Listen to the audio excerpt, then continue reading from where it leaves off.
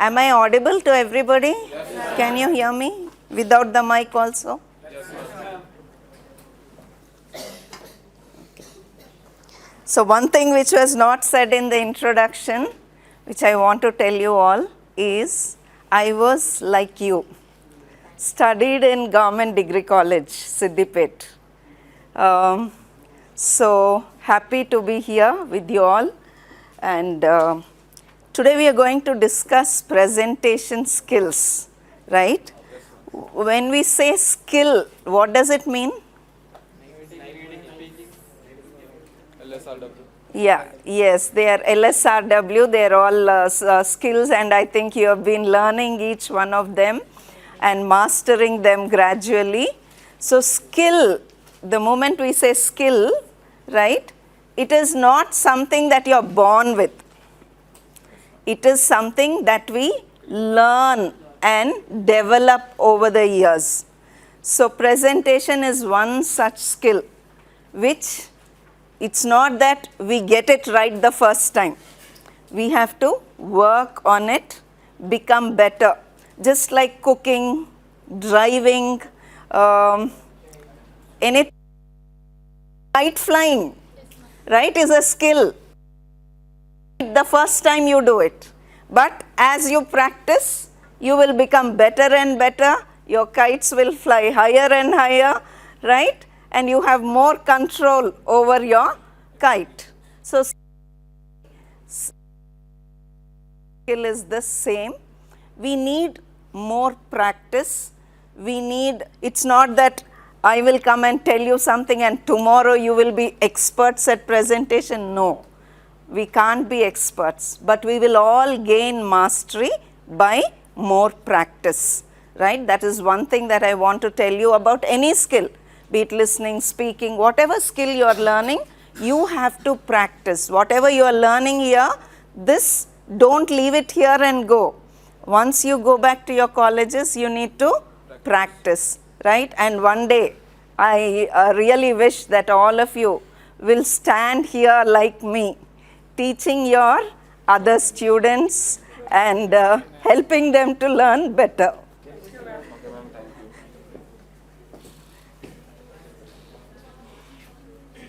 Okay, just let me switch this on.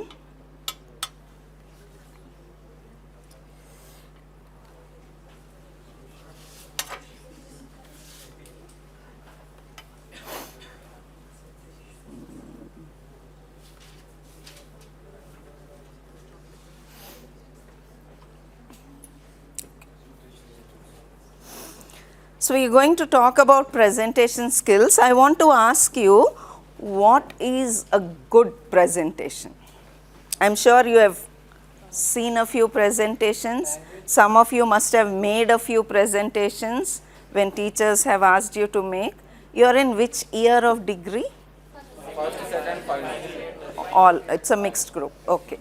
So, what is a good presentation according to you? Language, body language, voice, very good. Yeah, okay. Confidence, communicating with others, good. Making eye contact is important, right? Yeah? Discipline. What do you mean by discipline? I didn't get you correctly. Discipline of the presenter or the audience? What do you mean? Presenter has to be disciplined. Okay. Facial expressions are important, right? Confidence is important.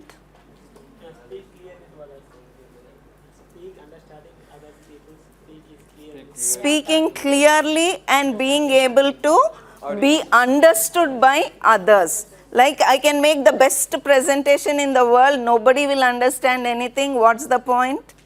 There's no use at all, right? So we need to make it easy for the audience to understand.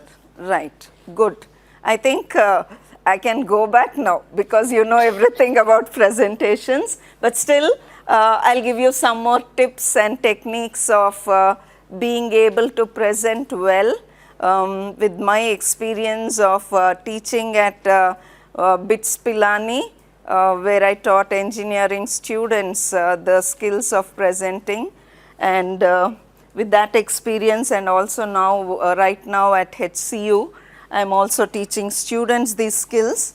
So I hope you will learn more. First I want to start with a quote. The ability to successfully present may be one of the most important tools an individual can have today. Right. So being able to express ourselves, being able to express ourselves. Presentation is you are expressing what you know to others, right? So that is a very important skill.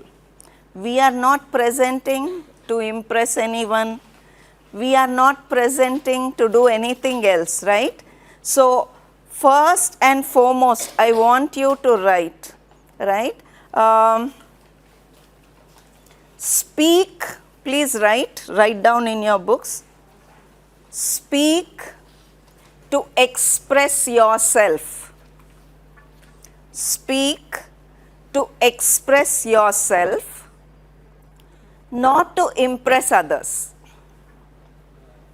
Not to impress others. I'll repeat. Speak to express yourself, not to impress others. Right? This is the first thing that we must learn. Whatever speaking you do, presentations, you might give a speech, you might be having a conversation with a stranger, you might be speaking to a teacher, right?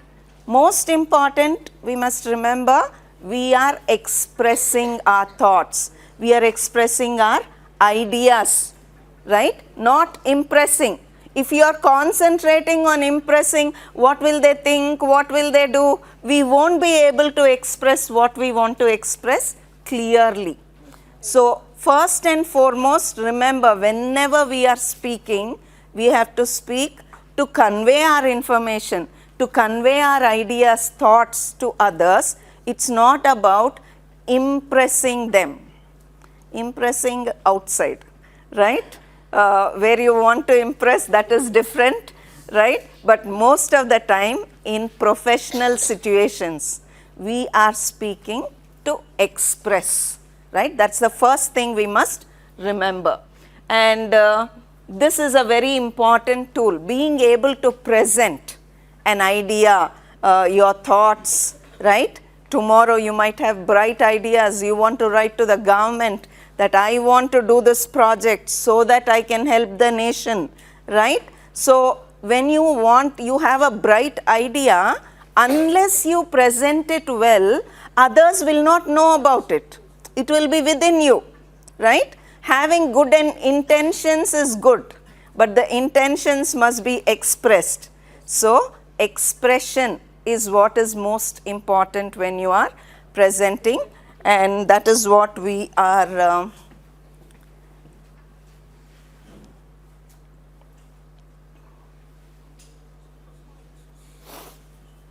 would like to present one. okay, complete the sentence. I want to hear some of your responses. When do you like to present? When do you like to make a presentation? Yeah? Again, impress. You're saying impress? No. Interest. What did you say? Did you answer that question? Impress to others. And just now I've said don't impress others, express. If you don't, they don't know about ourselves. Huh. We introduce ourselves. Okay. Sometimes you want to present because you want to introduce yourself. In some interviews, they'll give you a chance to introduce yourself, what you have done, what is your area of interest, etc. Maybe he is referring to that. Yes, when we want to introduce ourselves, okay. When else do you think you like to present? Suppose we read about a topic. It's very exciting, new topic for you, right? New area of work you are reading. You got a new book, you got a journal in your hand, or some storybook which you read which is exciting, or sometimes a good movie that you watched which others didn't watch yet. You want to share the story. You want to present about it. What happened in the story, why it is exciting, right? Who is the hero, what he did, how was the heroine, etc. All those details you want to present to others, right? You want to tell others. So whenever you have bright ideas, whenever you have experienced something new, suppose you had one strange dream, right? You never imagined that kind of a dream. You want to share it with all your friends, right? You're expressing it. You may not use a PowerPoint and all that, but you are expressing, you're presenting that idea to others. You know what happened, this is what heaven looks like, or whatever it is that you have dreamed about, right? So you want to present. So when you have new ideas, when you have new things to talk about, or when you have read a lot about something, you want to present it to others. Okay, that could be one thing.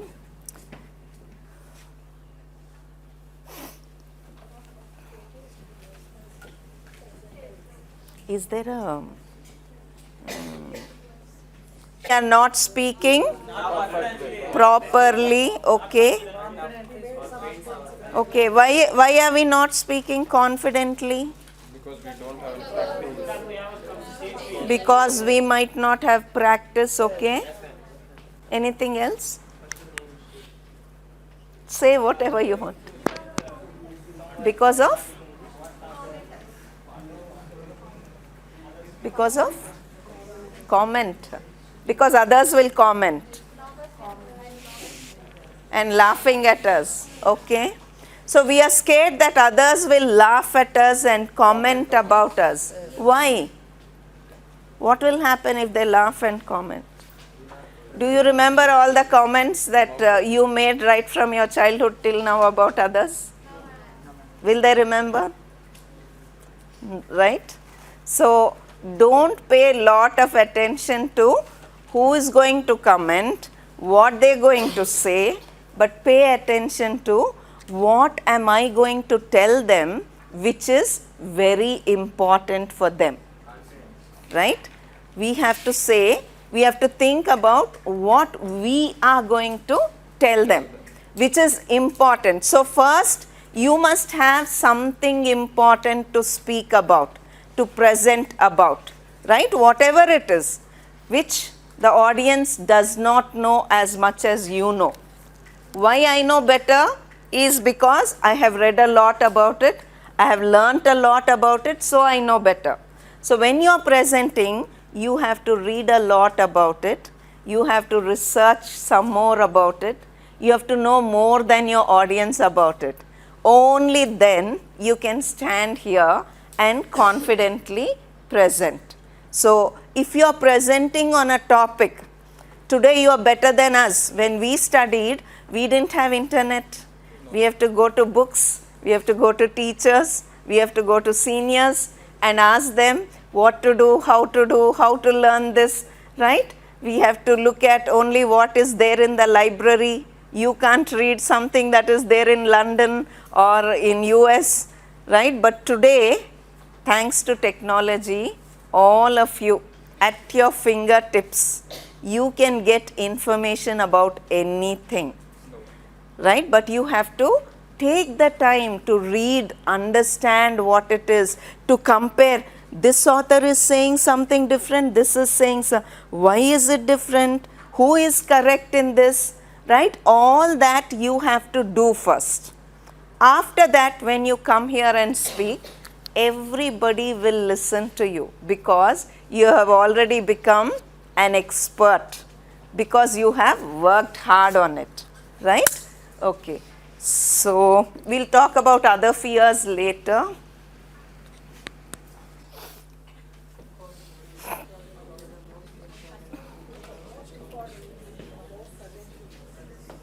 According to me, the most important thing about presenting Is dash. You have to fill the dash.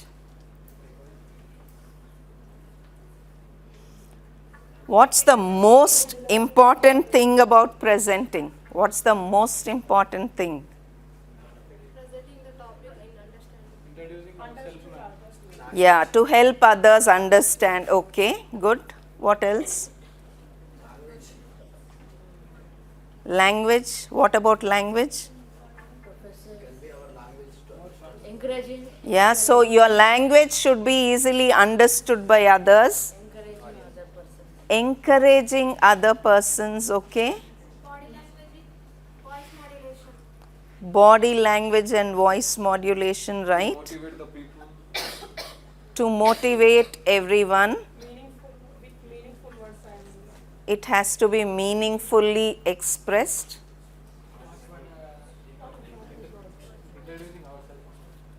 Introducing yourself, right? Introducing yourself, your topic, your ideas, etc. Okay? Yeah? How tackling someone's story? Correct. How we tell our story. How to tell your story. How to tell your story, okay? The structure, you mean what should come first, what should come next? Okay.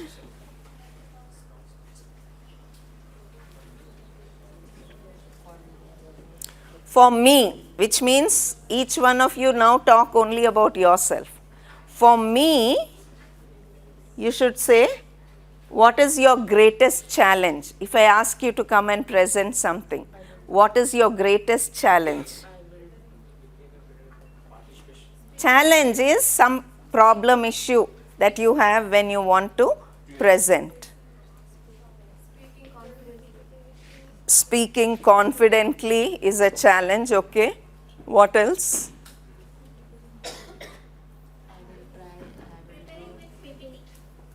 Preparing the PPT could be a challenge, okay, good. Anything else? English communication. Communicating in English is a challenge, okay. Stage fear. Explaining the PPT is a challenge, okay. After talking, speaking, others speak to when we speak to others. competition with others. Speaking fluently. Okay, why are you in competition? In a presentation, we don't need to be in competition. We just need to tell others what our ideas are. Okay, so one of the greatest fears that everybody, including me, all of us have, is fear of speaking in front of an audience. Fear of speaking is one of the greatest fears that people in surveys around the world, not just in India, anywhere you ask, people are more scared of speaking in front of an audience than they are of death. Right? Death, they think, is easier to face than come and stand and speak in front of a larger group. So people are afraid, right? Now just let's think for a minute, why are we afraid? What makes us feel so nervous, right? Of course, I have been teaching in the universities for quite some time now, so I am a little more relaxed than you would be if I ask you to come and speak. However, how do we overcome? So all of us are nervous, right? I ask you to make a presentation. I think, how long is this course? This is the last Only week. for last week, 2 weeks, ma'am. Only 2 weeks. 2 weeks. So, So did they ask you to make presentations or take a test? How are they going to evaluate you? Yes, ma'am. Every day they are taking feedback of every professors what they are teaching every day. Okay. So, suppose we are afraid, all of us are nervous, right? When I started teaching, even to go into a classroom, I was nervous. I was given huge classrooms, BCom. BCom sections were the worst because there are lots of students and they are not interested in studies much. So, BSc students were better. I taught at Aurora Degree College first before joining a university. So, I also used to fear, right? So, when we are afraid, what can we do? How can we calm our fears before we start speaking? Any suggestions, tips? If when we are afraid, what can we do to calm our fear a little bit? Yeah? Think positive, very good. Prepare well, very good. Prepare and practice, right? Yes, speak in front of mirror, very good. Self-confidence, how do we get it? Just to make eye contact with the audience. When we have to read and understand. Listening to confidently. Listening to? Motivating ourselves because of everyone. Yeah, yes. So I am going to give you one or two more techniques. You already know a few, right? You need to practice, you need to prepare well, right? Many people suggest deep breathing before you start your presentation, right? When you're sitting there, even before your call, like even I was sitting here for some time, right? So take a few deep breaths, right? Deep, not simply, no, like how Baba Ramdev does, right? You should hear the noise. Breathe deeply. You can say, ma'am, how will we do? All people will be watching us, then go outside, go to the washroom, take deep breaths, come back, right? Very important. So, taking deep breaths can calm you down a bit. That is one technique. There's one more technique from psychology. We call it act as if. This technique is called act as if. Note down. Act as if technique. What does it mean? You're not confident, you're very frightened, but act, A-C-T, act as if. A-S, as, I-F, if. Act as if. Act as if you're confident. As if you're confident, right? So I'm very nervous. Actually, my hands are shivering. I'm almost I'm sweating in my palms, right? Butterflies in my stomach. Right? I think I'm going to faint now. I don't remember one word also of what I have to say, right? These are common symptoms. All of us go through it when we are scared. First time when we are speaking. So, but still, when you get up from your seat, right? Get up straight, stand straight, act very confident. You may not be confident, you will be very nervous, your heart is beating faster than ever, but still pretend to be confident, right? Stand up, go to where you are presenting, okay? Stand there confidently. Stand very confidently. Look at everybody. Even though you're nervous, smile, right? Even though you're nervous, act as if, I told you, act as if you know everything, right? Pretend that and come here, stand, look at everybody, set your things, your papers, whatever you have brought. All that will bring a little more confidence to you, right? So start pretending, slowly you will become confident. So first you have to act, but after some time you will become confident. That is one technique that you can use. Another one, positive thinking. Somebody said, I'm going to expand it, positive visualization. Positive visualization. Please note down. Positive visualization. Seeing it. Visualization.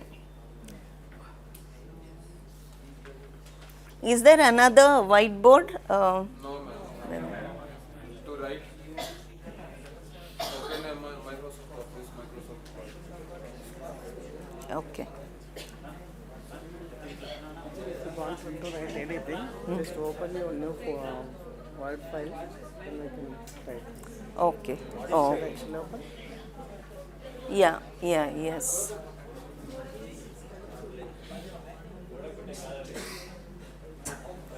What is positive visualization? Let me tell you.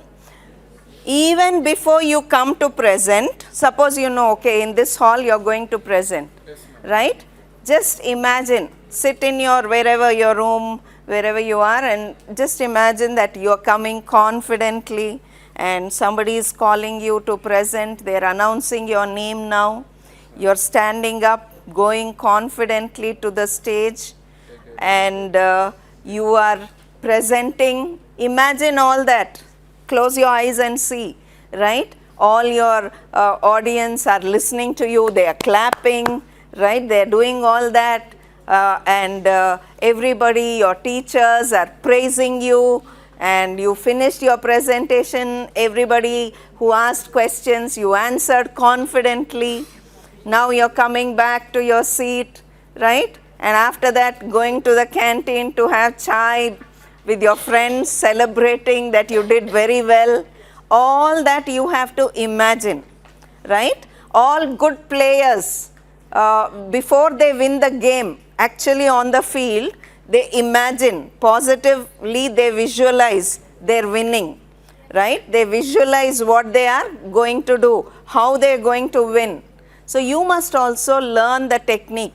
When you think positively about yourself, you're going to feel a little more confident when you come and make a presentation.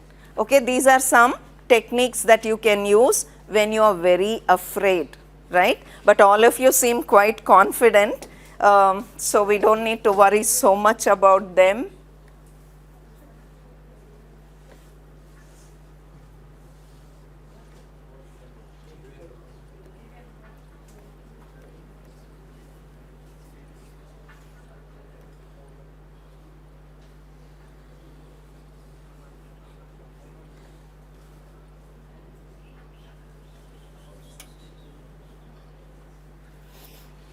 Okay. So we are going to look at two aspects. I think there is going to be a break, right? So we are going to look at two aspects of presentations. One is how to prepare. Before we present, how to prepare. Second one is how to deliver it, how to actually do it. So we are going to look at two things. We'll start with preparation.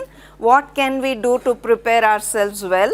And then we will talk about how to deliver your presentation.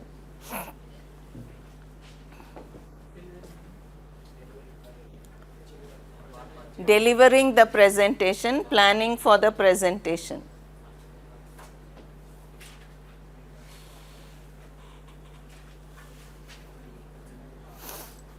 All of you know this technique? This technique is called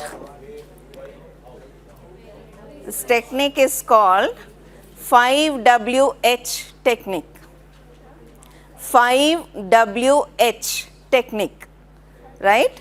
Anything new, any new topic that you are trying to find out, you can ask these questions. What, how, why, when, where, right? All these, who, etc. For example, let's say I I am given a topic to present. Give an example of a topic that you want to talk about, any topic. Arrange any program What is the topic? about the greenery. Okay, let's say we have environment as the topic, right? Yes, ma'am. Now we have to use the 5WH.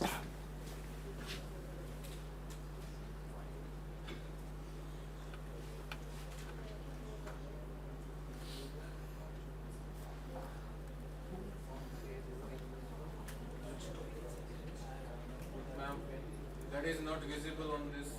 One second.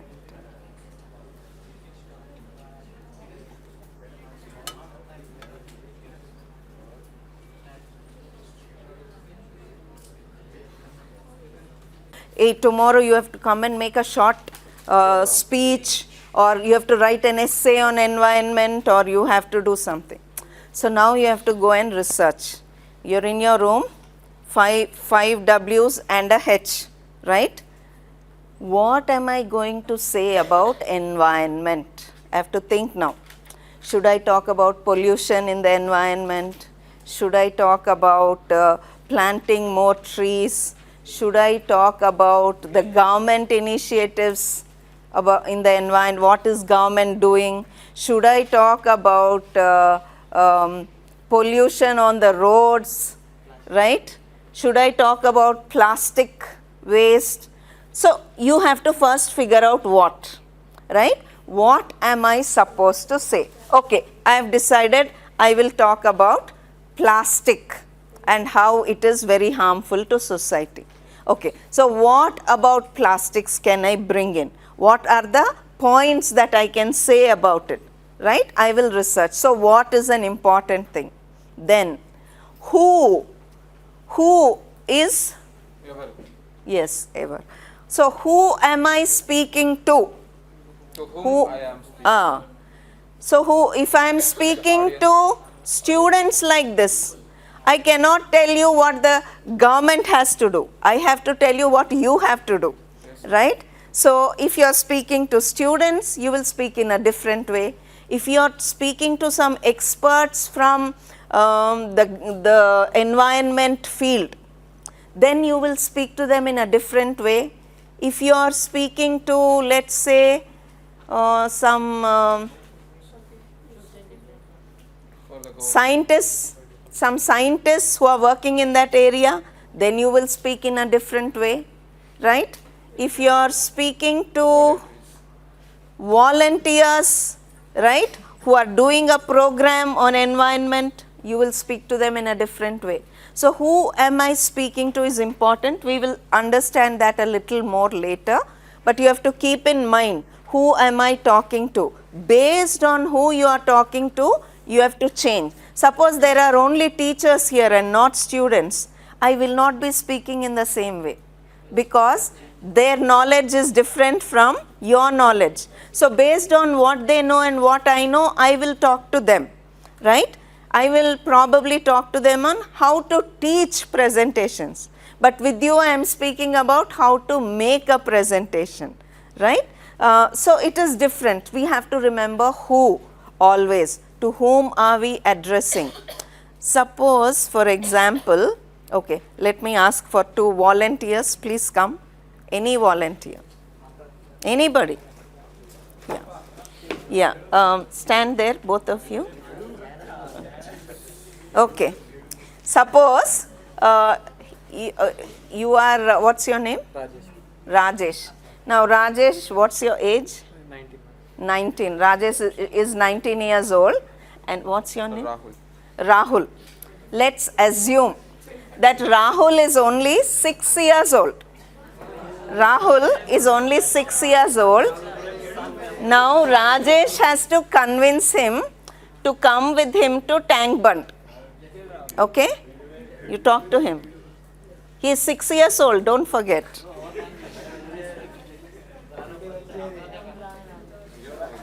You can use Telugu, English, anything, whatever you want, but speak, convince him. He is a kid. Please stop talking. Please listen to what they are doing. Whatever, you speak Telugu also, no problem. You treat him like it.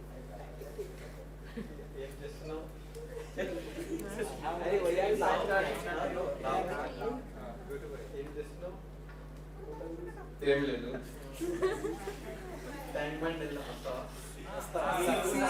లేదు, నేను ఆడుకోవడానికి వెళ్ళాను.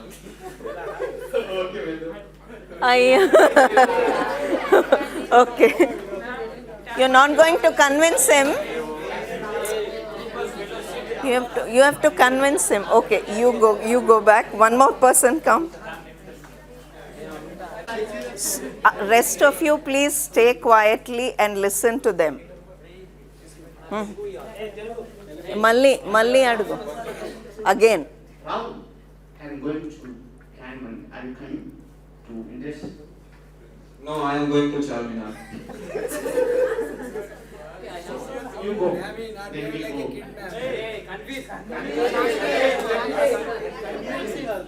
Where are you going there? To visit the Charminar with my family.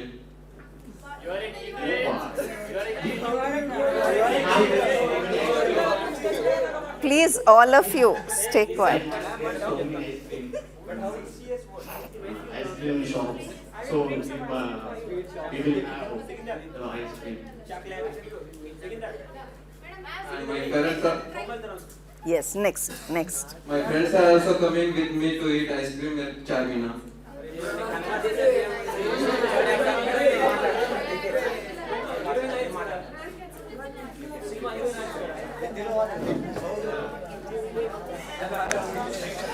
Telugu. Listen to.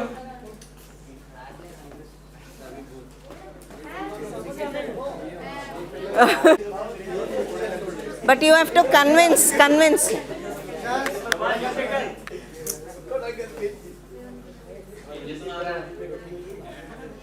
Nothing, I'm just. You are 6 years old. 6 years old. Nothing, sir, I'm just.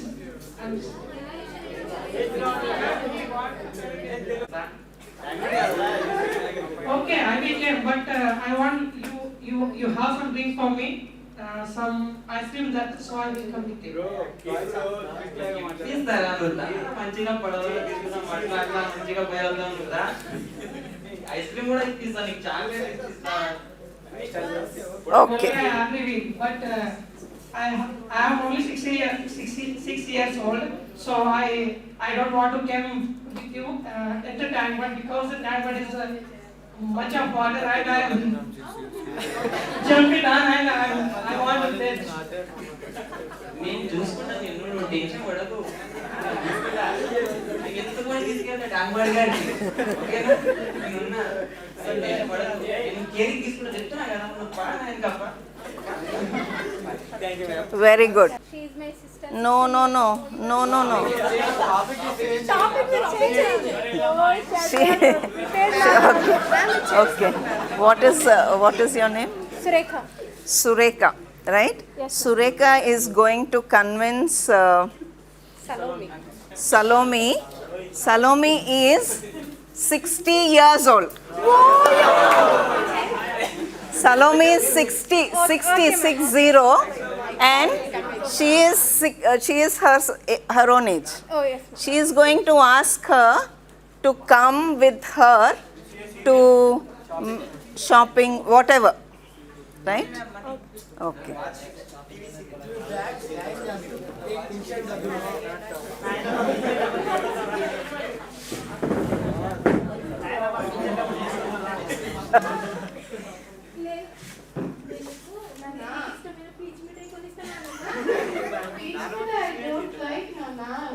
చాలా energy don't have any energy It is easy to take this banana. Take this టబ్బర్ నీకంటే నేను చాలా పెద్దదాన్ని కదా ఇష్టమైన pink colour లో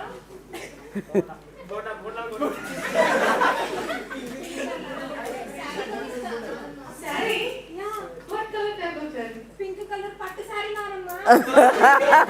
cost Cost around 35,000.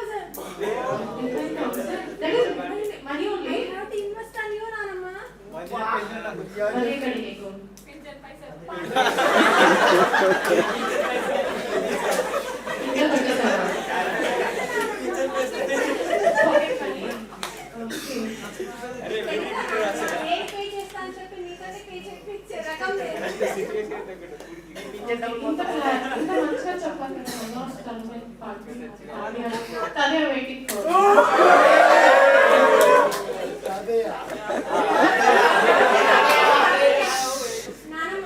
Stay quiet.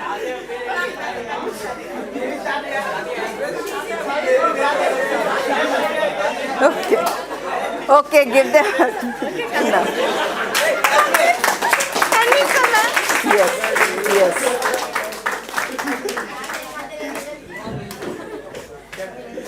So very.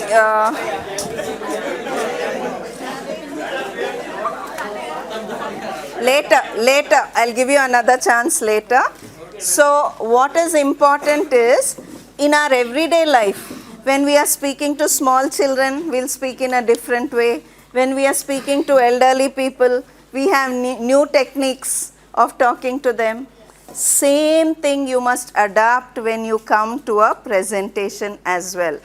Who are my audience? Oh, they are young people, right from college, right? They have these kinds of ideas. So how do I help them understand my topic? What should I do to build energy, enthusiasm among them, right? How do I make them excited about my topic? I'm going to talk about not to use plastic, right? And safeguard the environment. How am I going to convince them? If I come and give a serious discourse, will they be interested? No, they may not be. So what should I do? What examples should I bring to help them understand this topic?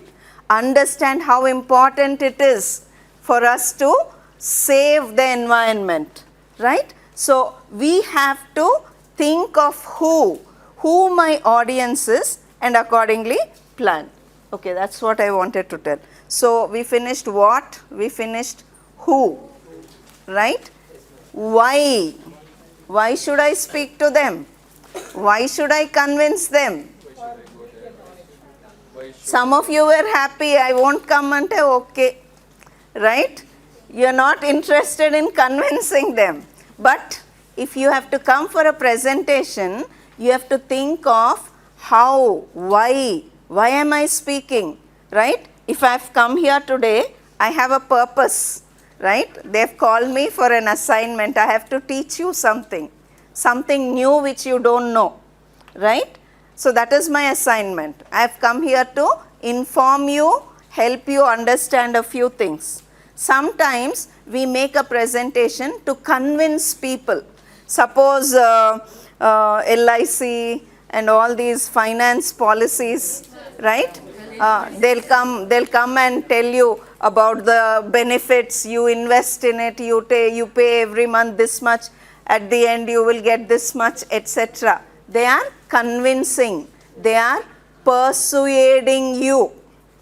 Persuasion is also an important purpose, right? So I might be speaking to inform you, I might be speaking to persuade you, to make you get convinced about something, right? All these salespeople are very good at it. They will persuade you to buy something. They will persuade you to put your money into that investment or whatever. They are persuading. Please be careful. Persuading communication is possible. So why am I speaking? First you should know, why am I speaking? Am I speaking to inform them? Am I speaking to convince them? Am I speaking to entertain them? Right? You see all the stand-up comedians.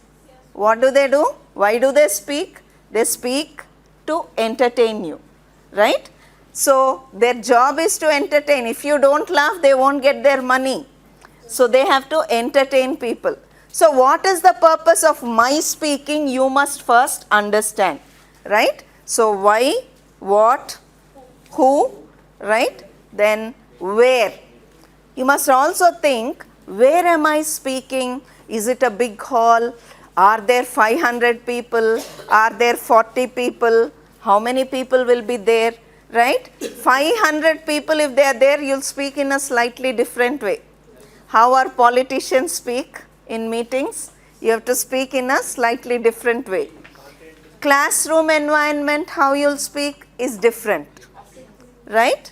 If you are, let's say all HOD and all your teachers only are there, then you will speak with more humility, right? You will speak in a different way. You won't pose off as if you know everything, right? You will speak in a way, okay, teachers can give me some inputs, I know this much, maybe teachers will tell me more. That will be your attitude. So it will be different, right? Where am I speaking? How many people are going to be there? What is the environment like? Will there be a PPT or not? Can I show my PPT or I only have to speak? All those things you have to know beforehand so that you can speak better, right? So where, what, when is it going to be is also important. Suppose it is in the afternoon, especially after lunch, right? Students might tend to sleep a little more. So I must prepare for more activities, for more some jokes or some humor I must include in my session so that people won't go to sleep, right? Is it in the morning? Then they are fresh, active, right? So it is okay to go a little overboard, and less humor is also fine, right? So all those things matter when you are presenting. 5 W's. How am I going to present, right? What words will I use? In what way will I explain this topic, right? Should I speak like an expert? Suppose we come here to speak to you, all the teachers who are coming, they're coming as faculty members. So they're all experts in their areas, and they come and give you lectures like experts, right? But you are speaking to your own friends. You can't pose off to be a great expert because everybody knows you're also a student. So, but you have read a lot about your topic. You have searched the internet, you have found lot of information, you have read a lot. So you have to establish to the audience that I know a lot about this topic. Not by saying I know a lot, but the way you speak, the way you are discussing the topic, they should get an idea that, oh, this person knows what he or she is speaking about, right? So 3 ways to win the hearts of people. 3 ways you can convince people, you can persuade them, you can reach out to people according to Aristotle and others.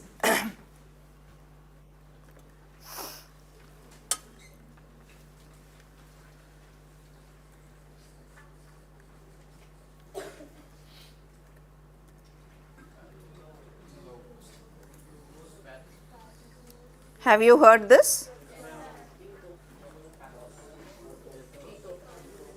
Okay, they taught you this. Right. So you know, one way is to speak logically, which means you are addressing their minds.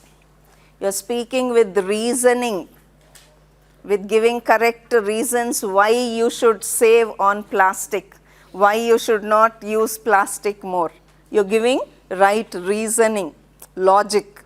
You are using logic.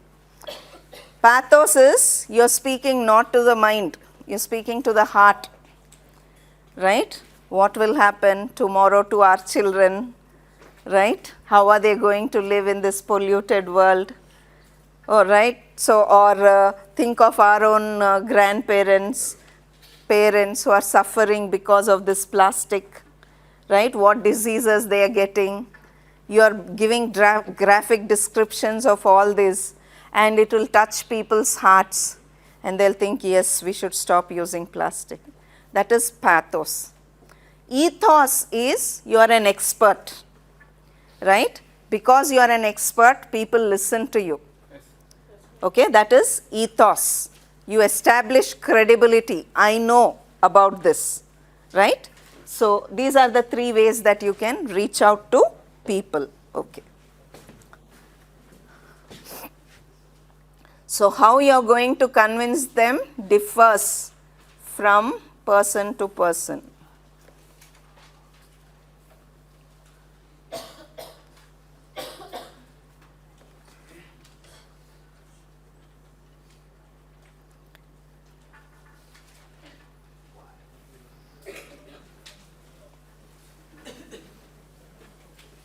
Okay. So there's a general purpose for which we speak, either we are informing or we are convincing. This is a major purposes for which we speak. I am not talking about entertainment world at all. They have a different purpose. I am not talking about them. I am talking about students, and most of your presentations, either you are informing about something new which you have read, which you have learnt, or you are persuading them, right? You are helping them to make a decision.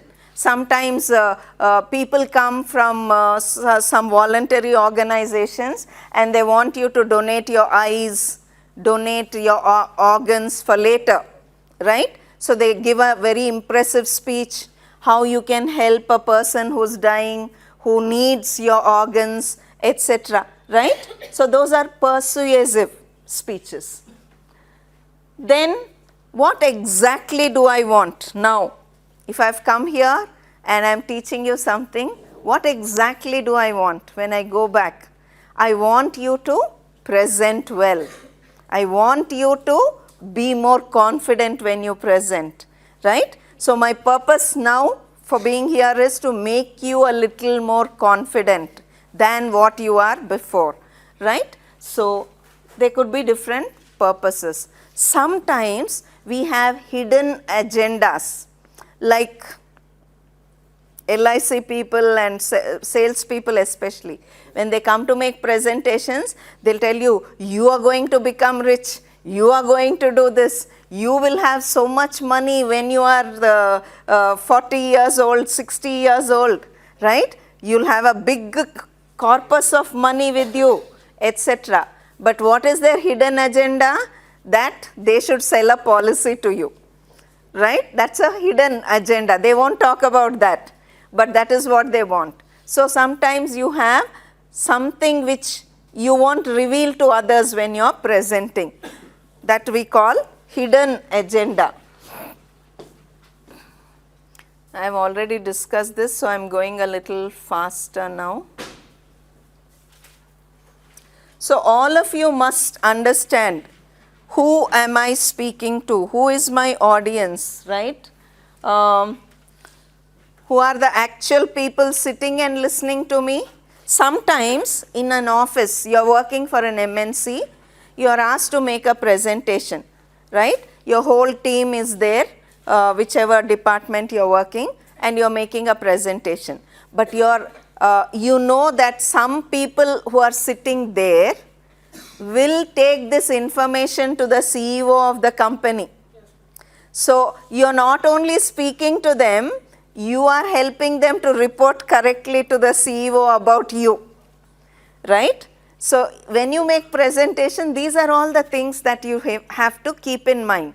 So when you make good presentations, your name will be announced by others. They will say, oh, you need an expert in that, plastics. I know one student who talks very well, right? You send him to Delhi for the competition because he is going to talk about plastic. So how will they know? That is because you have already shown your skill, right? So it's important, even if you think, oh, my own students, what will I present? I can say anything. Don't say that. Take every presentation seriously. You never know who these people are going to report to about you, right? So keep that in mind when you make your presentation. So sometimes it will reach decision makers, right? Most of the people sitting on the top. How will Prime Minister get all his information from? How is he going to get his information? From media. Right? He is going to get from media, yes, that is a common source. What else? Government. Newspapers. Newspapers, part of media. Government sector employees. Government sector. Prime Minister has his own source of informants, right? He has his own people in every area. From education, there are people who will inform the Prime Minister, right? So they are the people who are going to help the Prime Minister understand something, right? So if you are making a presentation and if that person is here, he is going to go and tell the Prime Minister, sir, there is actually, how did Narendra Modi think about demonetization? It is because someone convinced him that it's a good idea to demonetize, all the money is going to come back, and he introduced it, right? Somebody influenced him. So lots of times people rely on second-hand information. So don't worry only about the people sitting here. You must think of people who are not in your audience but who are going to be told about what you are presenting to others. So make those decisions carefully. So we have to worry about who.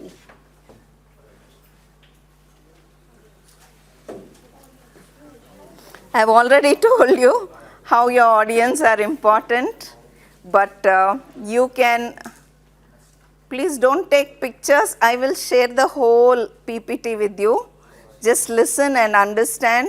You can note down if there's an important point. Don't worry about copying the whole PPT. I will share it with the sir and he will pass it on to all of you, right?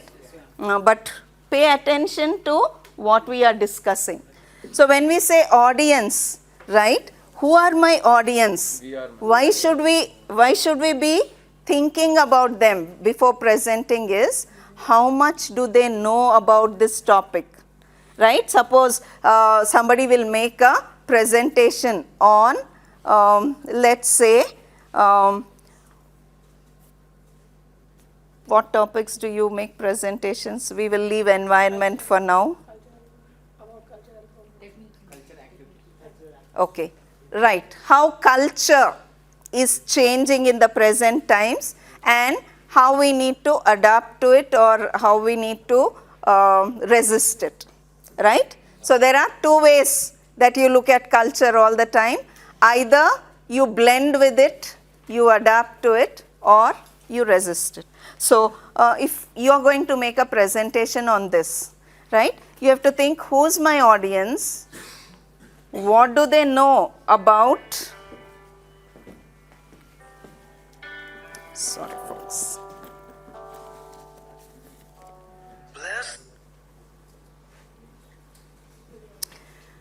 Yeah.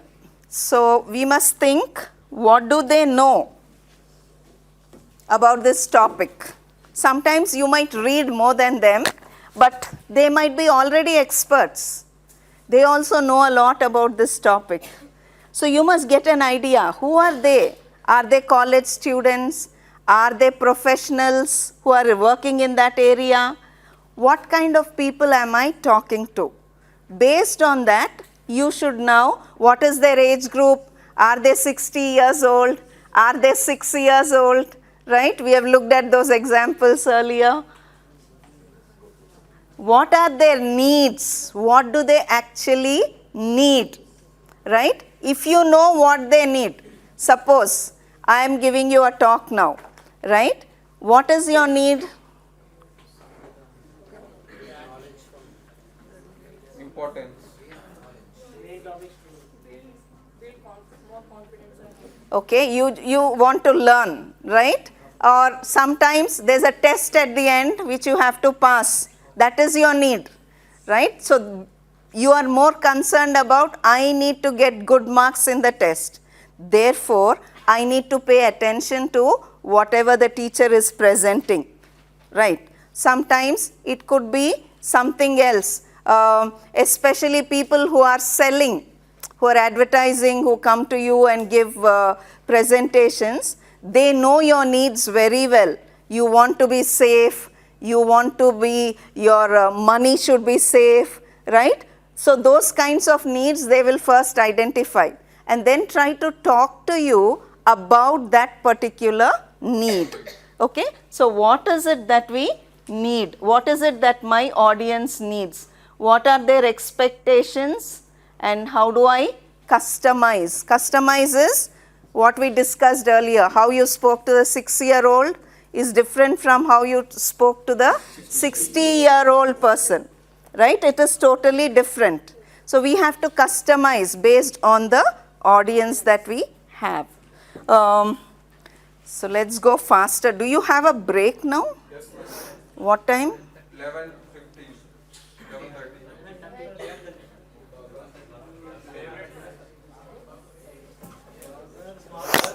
Okay. So, so how much information should I put in my presentation is another important question that all of us need to pay attention to. Nowadays, because you're all browsing, information is at your fingertips. What do? We gather lot of information from everywhere, right? Ask you to write an essay, you'll write a 12-page essay and still a cut, copy, paste will be going on. But that is not like how much should I write. Sometimes teachers give you certain, you have to prepare only 12 slides and present, or sometimes they tell you you have to write a 1,000-word essay, you have to write 2,000-word essay, etc. But when that is not given, how do I know how much to present, right? How do I know from here which burger will you choose if you were asked to choose? Medium. Second burger, ma'am. Okay. Right. Okay. So you have like all answers here. First one, suppose I come to tell you about presentation skills, right? And it is not yet 11:30, and I'll say, okay, I finished my topic, I'm going now. Will you be happy with me? No, ma'am. You'll say, ma'am, there's one more session. What you are saying you're going, you have to tell us more about it, you will say, right? Yes. That is like, you feel cheated. What, ma'am is already finished and gone, then we have not learnt anything, she didn't tell us about delivery yet. You will think like that. So that is like when you have a very small,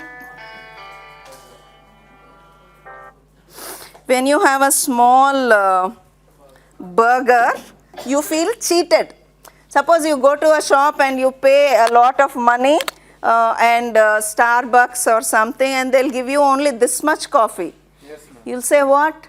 They've taken 300 rupees from me and only this much coffee, right? You'll feel cheated. So your audience shouldn't feel cheated when you present. So it cannot be very simple information, only this much information will not do. Similarly, if you give so much information like the last burger, can anyone bite into it? No. Even if you open your mouth wide, you won't be able to bite into it. So you might tell a lot, but they don't remember anything afterwards. What's the point? Right? So it should be bite-sized, what they can take and remember for a longer period of time. It's not just they have to listen and go. It is that whatever you are presenting, they have to remember and they have to maybe use it for other purposes. So that is why you have to choose your content, whatever you're trying to present. It shouldn't be too less, it shouldn't be too much, it should be just the right size for people to grasp and understand, right? So that is important when you are thinking about structure. And when we talk about structure, let me also tell you, how do we divide anything that you write or read, present? How do you divide? Pros, cons. Okay, good. Yeah, that is one way of organizing. You talk about what are the advantages, what are the disadvantages, right? The pros and cons of something. That's one method of organizing. But general, I'm not talking about specific methods. Generally, all of us begin with an introduction, then you actually give the main ideas that you want to convey. Finally, you will have a conclusion, right? In the introduction, what do we say?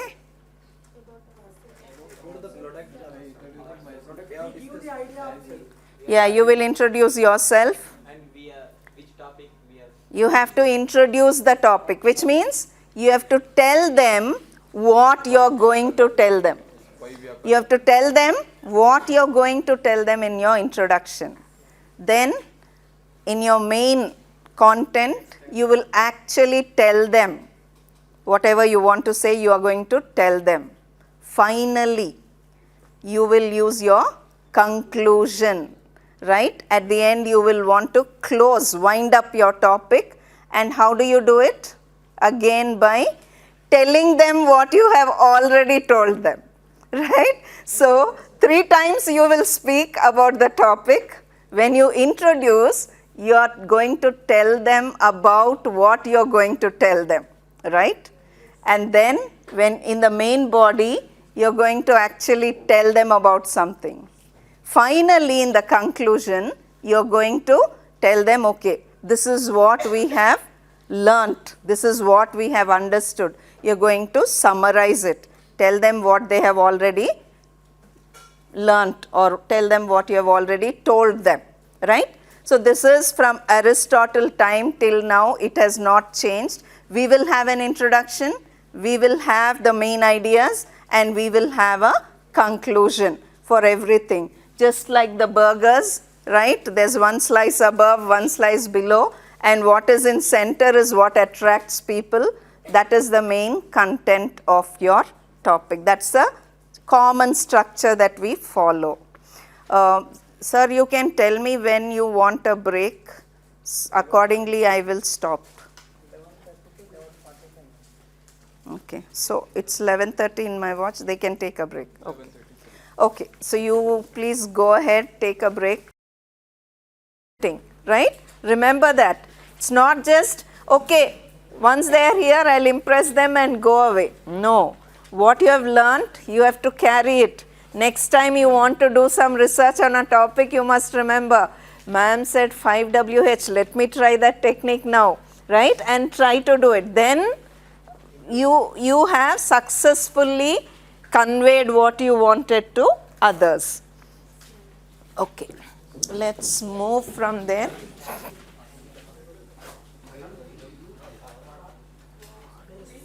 I have already discussed, okay. So, generally when you do a presentation, after you do all your research, 5WH, whatever technique, use your Google, find all the sites, bring all the information together. Now you have to make an outline, a basic outline. So, how do you do it? I told you, you will have an introduction, you will have the main body or the content, you will have a conclusion. Now, I want you to quickly concentrate on these. These are very important things. Please pay attention. I want you to read, understand these things. More than simply writing down, I want you to understand this. What goes into the introduction? What goes into the introduction? Attention grabber. Wait. What is an attention grabber? When you start something, you have to start so that, like when you come here, all of you come from your hostel rooms and on the way some bus. Do you come by bus or you walk? You're walking down, you meet somebody, you talk to them. So your minds are all distracted. When you come here and you are listening to me, I have to capture your attention first, right? Only then you will start paying attention. Otherwise, you will be still thinking, oh, that person, she wore a nice dress. Oh, this person, he fought with me unnecessarily. right? Because of that person, my dress got spoiled or something else. Oh, I forgot my book. Evening I have to go out to that place. All those thoughts will be in our minds because our mind is very active, right? We'll start thinking about everything. So you have to attract everybody's minds and bring it to where you want it to be. So you have to use attention grabbers. What are they? How do I start? How do I start my session? There are many ways in which you can attract people's attention. Can you tell me some of them? Activities. One is activity. Do an activity, right? Or sometimes even just raising hands. How many of you use plastic covers? Suppose we are continuing talk about plastic covers. You can just ask, how many of you use plastic covers today? Right? Raise your hands. So that will also help them to focus on plastic covers. So you are starting with some activity, some demonstration. Sometimes you can show a picture of something. Would you like that to be the state of our country or state, whatever it is? Sometimes you can ask one question, ask important questions, right? What kinds of questions you will ask? Example?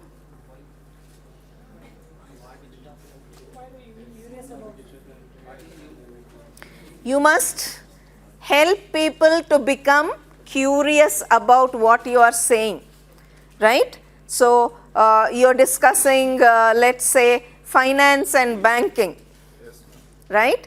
So talk about how many people are financially independent, how many people have bank accounts, or you can ask something related to finances. How many people know what it means to get interest every month, right, from your money?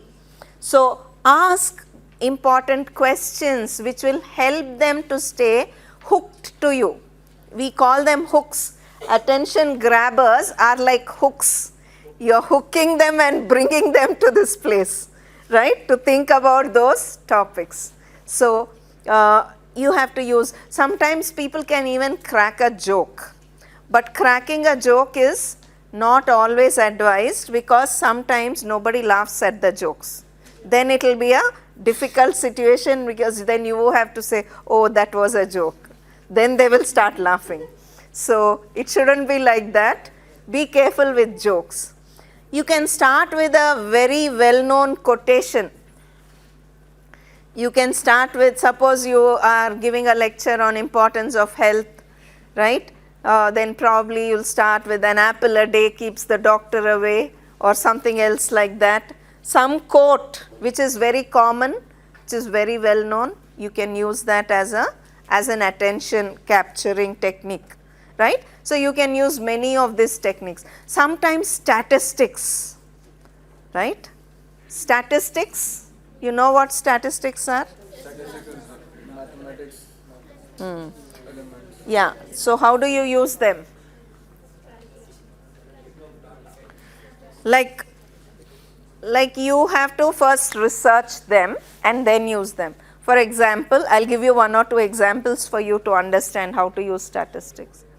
So I can say, do you realize that by the time we finish talking in this 1 hour about pollution, that half of the sea of, which sea? Indian Ocean, half of Indian Ocean has increased in its pollution rate by 2%, right? So you're bringing all the statistics data and you're making it an interesting fact and you're presenting it to them, right? For example, suppose I'm talking about women's health, right? How many of you know that out of every 10 women who are sitting here, 8 of them are prone to have this disease? Right? Okay, if I say that, only women will be interested. What about men? It's not a good hook for men, right? So I can ask, can you count the 10 women who are important to you, right?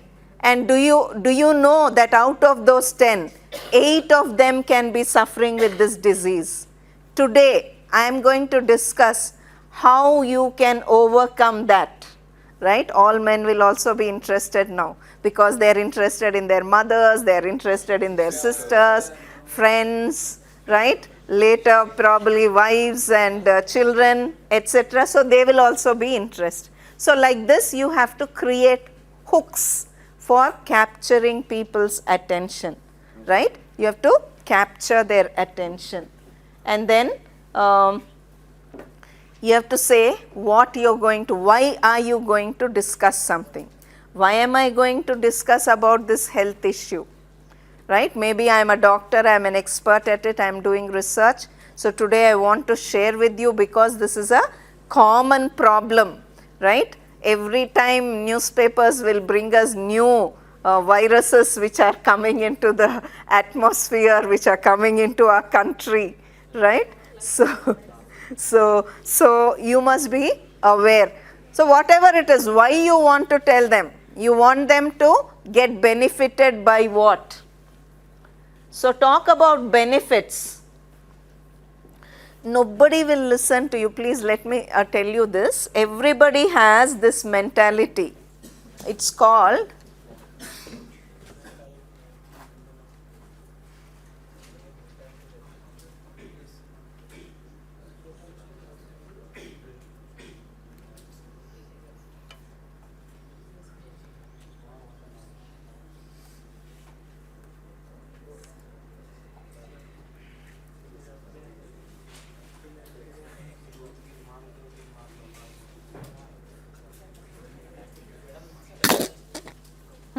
yeah.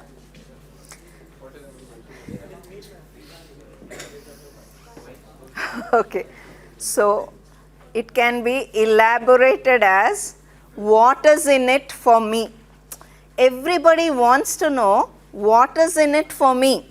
If you are talking about something, they want to know, why should I listen to you?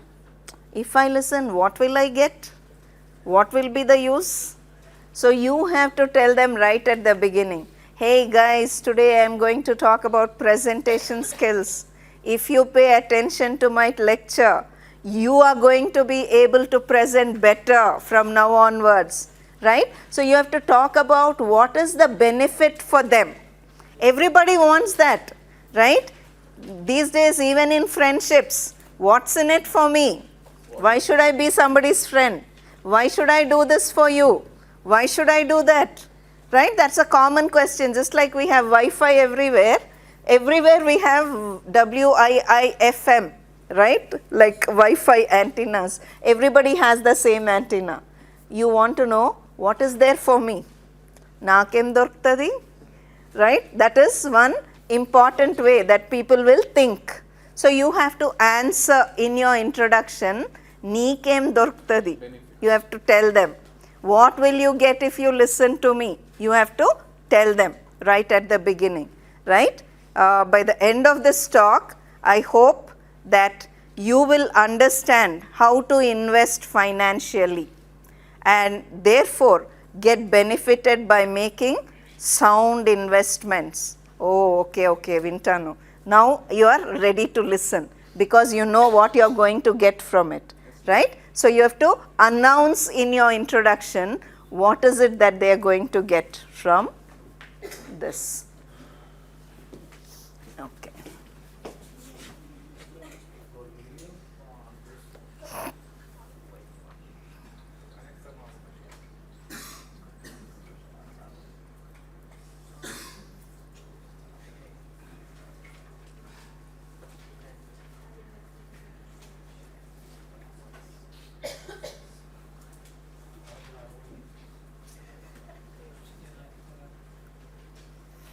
Okay, you will also talk about the agenda. Agenda just means, like I said, we are going to discuss presentation skills in two ways. One is how to prepare for it, second is how to deliver it. So, when you say that, people will also in their mind make a structure. Okay, first she is going to talk about, then she will talk. So, sometimes our mind will wander, it will go to other sides and come back. Even when you come back, you will still know, okay, she's still on the first topic only. Okay, she has moved to the second topic, right? So if you tell them, today I am going to discuss 3 important ways in which you can be safe, right? So you will be waiting, okay, what is the first thing she is going to say? What is the second thing? Oh, she finished the second, now she is going to talk about third. So your minds will be ready, the audience minds will be ready. So you should tell them what your agenda is. What are you going to, how have you divided your lecture or speech or presentation, etc. You have to tell them right at the beginning in your introduction. Then comes your main points that you will speak. You have to use 80% of the time on the main points. You can't have long introduction, your introduction is never ending, people are getting bored already. No, have a quick short introduction, go on to the main points. Talk about your points, what ideas you have about whichever topic you are dealing with, right? Talk about those things. And don't have 10 main points. Sometimes you will see on YouTube, people will say 10 important things. Can anybody remember 10 things after they go out? No, right? Have only few points, right? 2 to 4 main points is ideal. Okay, sometimes 5 if you can't avoid, but don't extend. People can't remember. 3 is the best, right? There is a power in 3. If you say 3, like all of us remember democracy definition, right? By Abraham Lincoln. Do you remember? Yes, what is it? Democracy is the government. Very good. So we remember because only 3 things are there to remember, right? By the people, of the people, for the people. So it's easy to remember. So if you have 3 things, it is easy for us to remember. There's a power in 3, right? So if you have 3 points, 2 points, easy for people to remember. If you have 100 points, then they may not remember. So even if you have 100 points, try to group them into 3 or 4 main ideas and present them. Okay, summaries. So sometimes you have to summarize in between because people will be not paying attention. Although all of you are sitting here, somebody might be thinking, today what will they give us for lunch? Yesterday that food was not so good, or something else, right? It was good. Okay, it was better. So whatever it is, you will be thinking about different things, right? You will be thinking, oh, that they have asked us to read this assignment and come tomorrow and I didn't read it still. You're thinking about it as you're sitting here right now, right? You're thinking what my parents must be doing there. They must be wondering whether I am really attending classes or not, right? I have to tell them in the evening. Whatever it is, your mind can wander. So sometimes even as you're speaking, you have to bring them back. You have to summarize. Okay, so far we have done, right? We have done what, we have done how, we have done where, we have done when. So you have to kind of summarize it in between for people to understand and follow your ideas. Signposts. What are signposts? All of you know signposts, right? When you're going on the road. The posters. If you go this side, Medipatnam. If you go that side, Vidyanagar, Jame Osmania, right? Sitafal Mandi, Secunderabad. So they are signposts. Signposts help us to know which direction we are going. Similarly, in language also, we have signposts. Like, suppose, I'll give you an example, you'll understand better. If I say, she worked very hard. She worked very hard. And, complete the sentence. She worked very hard and she get the success. And she was successful, right? Any other answer? Will you say, and she did not complete? Will you say that? No. She worked very hard and she got promotion, correct? She worked very hard and she is successful. She passed with a distinction. She got the gold medal, right? So when you say she worked very hard and will show that you can only talk about positive things. Suppose I say she worked very hard but, It's a negative, it is total. how will she you get health complete? issues. She worked very hard but The health issue is disturbing. she failed in the exam, but she couldn't complete the course, but she had health issues, but she had Married. If she had got married, she got married and could not complete her studies, but she had financial issues, right? So, but and I didn't add anything, same sentence. She worked very hard, but because you had and you had but, you know what comes next. They are like signposts.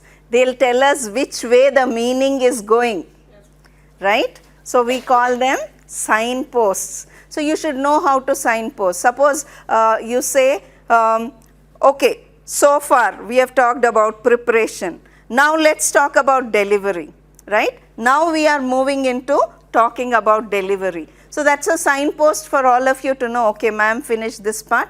Now she's coming into another part, right? So I am signposting. So it's very important because people don't pay lot of attention. Even all of you here may not equally pay attention. Some of you are sleepy right now, right? You are only thinking of your lunch or a break, okay? So that's why you need to signpost. To help them to think along with you, you will signpost. Use signposting as a language. I'm sure one of the sessions some other teacher will talk about signposting.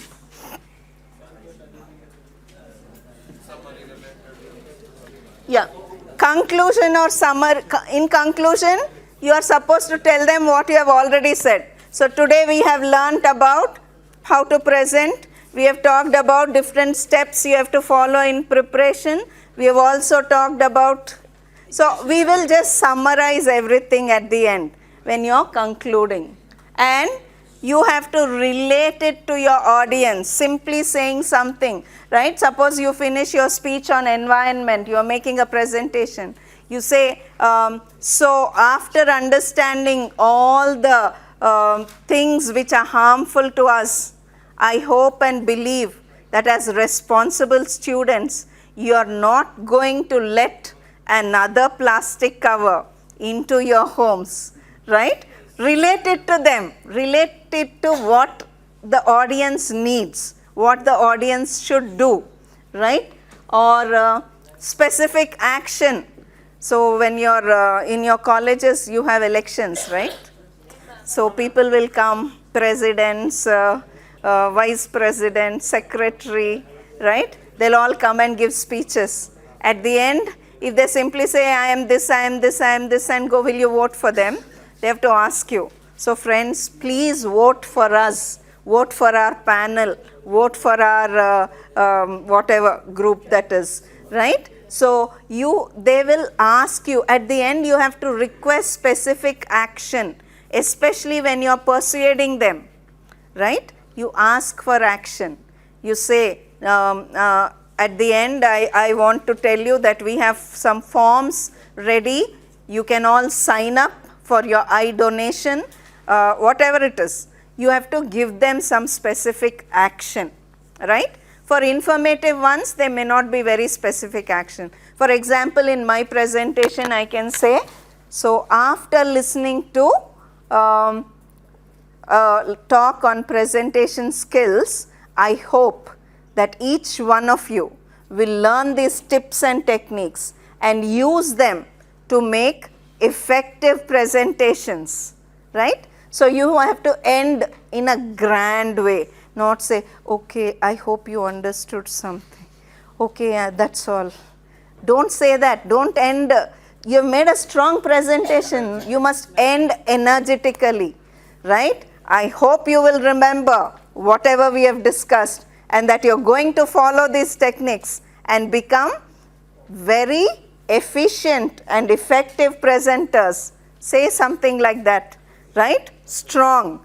Don't say, I hope you understood something, or don't say, that's all. Don't say those things. They are weak, right? End strong. Begin strong, end also strongly.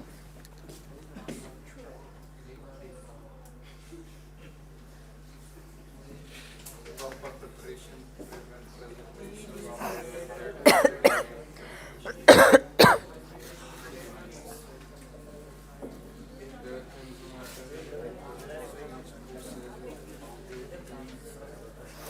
I'm not going to explain the quote. You have to read it and understand what is important.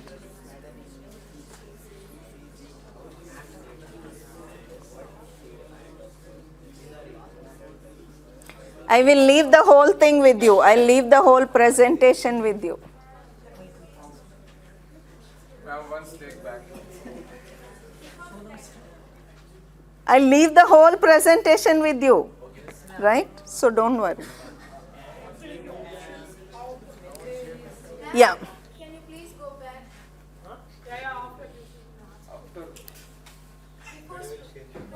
Don't worry, don't worry. The whole presentation will be given to you, right? Okay, what that previous slide said is, there are three things that matter. Who said it, what was said, how it was said. And out of the three, what was said is least important. But who said it, how it was said is more important, right? So it's not only about what you say, how are you presenting, how are you helping people to understand something is very important, right? I'll discuss that a little later again, that's why I skipped. Okay, how am I going to do it? How should I send the message? Suppose, I'll just give an everyday example, right? Somebody's grandfather is very sick, he's about to die. Doctors have said, please inform all the people, right? So what will you do? Will you send one letter by post to the sons and daughters? Or maybe it's called. You will call them, right? Because you know the urgency. Mail may not reach them, letter may not reach them. So you're going to pick up your phone and call them. So every time you make a presentation, how are you presenting? What are you going to do? What activities should I include? What examples should I include? Right? Should I say this or should I say this? You have to make all those choices beforehand based on your understanding about who you are going to speak to. Who is my audience? Based on that, you have to make many choices. So how am I going to send out the message? Right? Should I just explain? Should I make them do something? Should I do etc.? You have to think about. What examples, what statistics are suitable? I can bring an example, but it may not go well with you. You have to bring examples which you can relate to. As audience, you should be able to relate to those examples. Only then you can do well. And what are the main points? In which order should I present? Should I talk about delivery first? Should I talk about preparation first? I have to decide, right? So everybody, when you're presenting, you have to decide on an order. Somebody said pros and cons earlier, right? So advantages, should I speak first? Should I speak about disadvantages first? You have to decide, right? You have to make a decision. Finally, most important thing is, in your preparation, you have to practice. The more you practice, somebody said you must speak to a mirror, right? Speak to two friends of yours, your roommates. You tell them, tomorrow I have a presentation, please listen to me once. If I make some mistakes, please tell me so that I can correct and present better. The more you practice, the more you become professional in your presentation. The less you practice, you will have less confidence when you present. So, practice is important.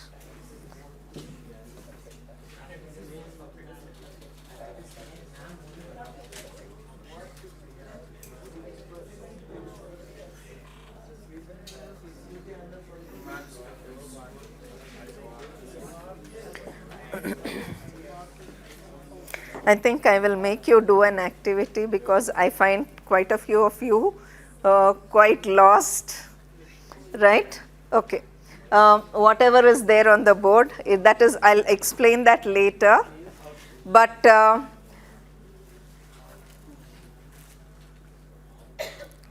okay, let me ask you a question.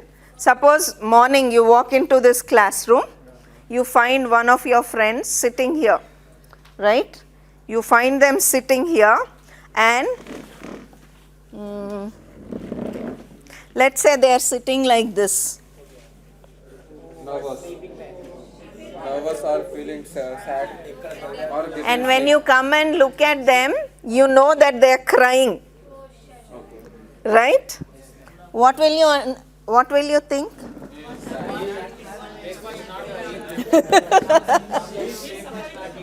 Okay. Okay. So you will come and ask, hey, what happened? You'll come and ask, what happened? Right? That person will say nothing. But he's still crying. Yeah. So will you believe that nothing happened? No. You will believe that something happened?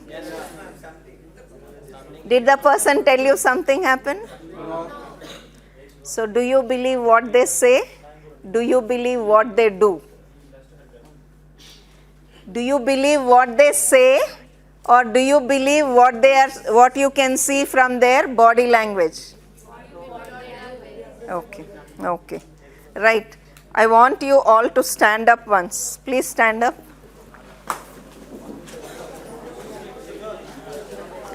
Put your books, pens, everything down. Stand up. Just stand up.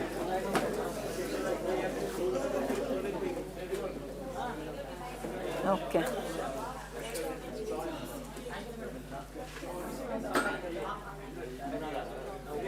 Yeah, put your books down. Attendance sheet also later. 1 minute exercise. Okay. Right. You must do whatever I say. You must do, I think all of you would have done it sometime in playing, right? You must do whatever I say. Whatever I say, you must do, right? Show me your right hand. Lift it up high. Bring it down. Left hand up.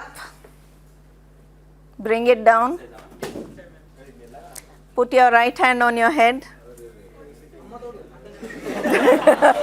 Bring it down. Left hand on your head. Bring it down. Right hand on your ear. Bring it down. Left hand on your ear.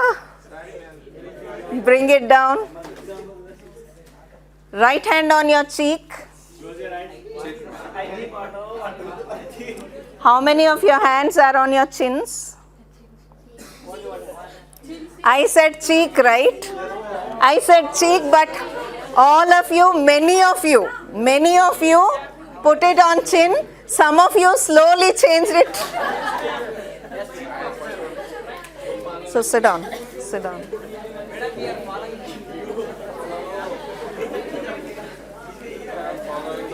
So,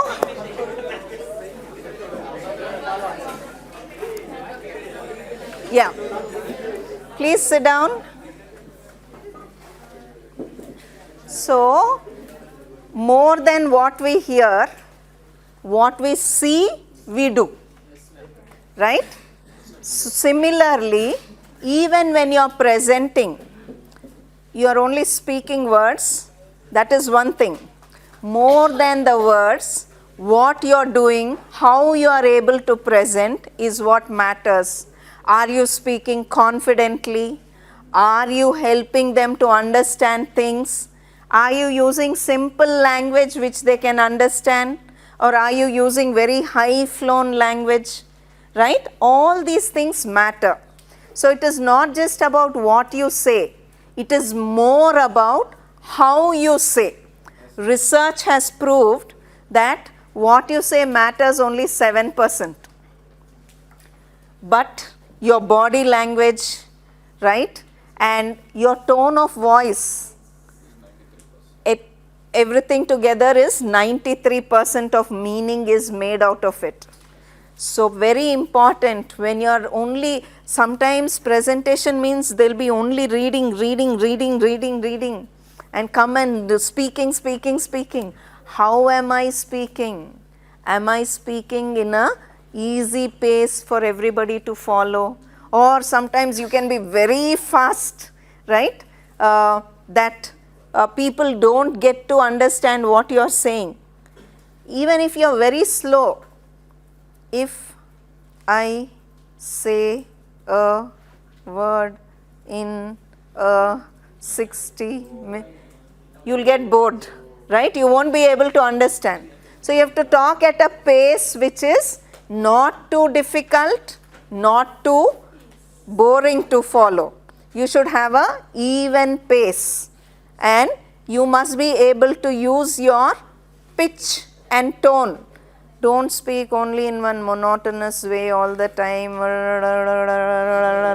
After some time everybody will sleep, right? So raise your pitch sometimes, lower it sometimes, wherever it is needed, so that people will pay attention to what you are saying, right? So these are some of the things that we will be discussing. So in preparation, till what time is your class? I want to go to delivery. 1 o'clock. 1:50.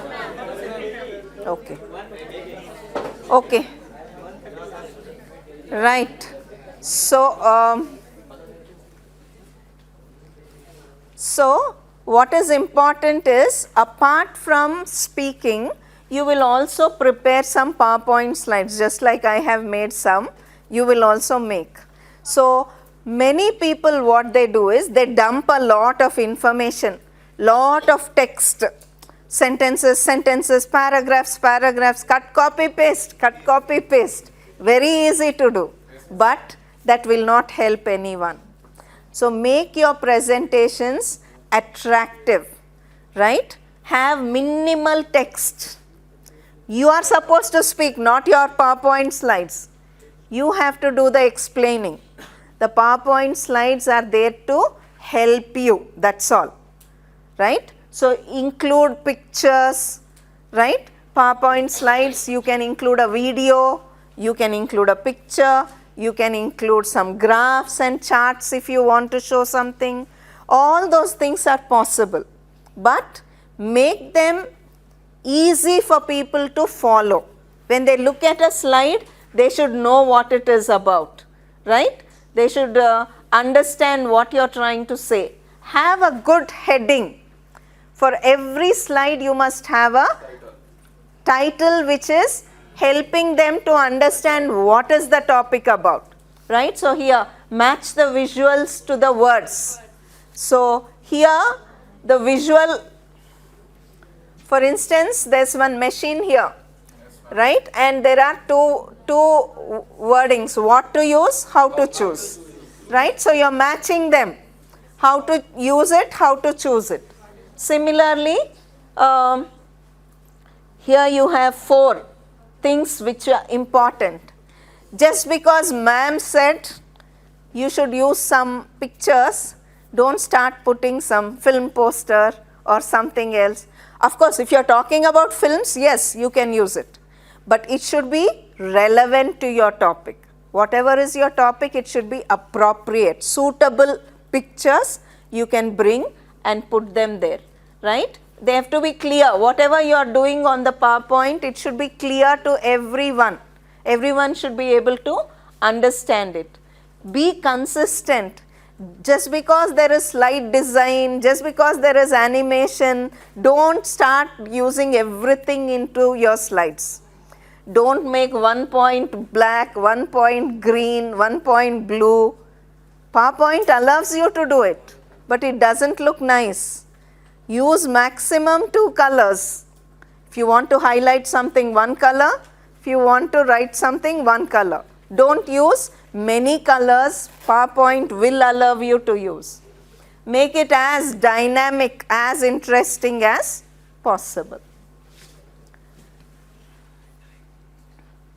When, where, I have discussed it already with you.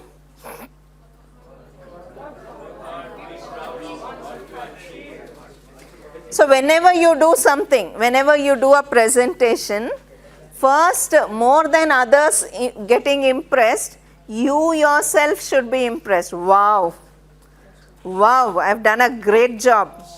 This looks good, right? So when you work hard, you get that satisfaction. I've done a good job, right? That satisfaction is very important for us. So we must work hard so that once we finish the job, we are happy about it.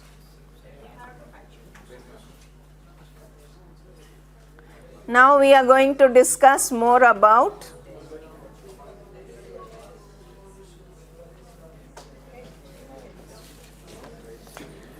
four points for you to remember when we are talking about delivery. First of all, polish your verbal and non-verbal skills. They are skills again.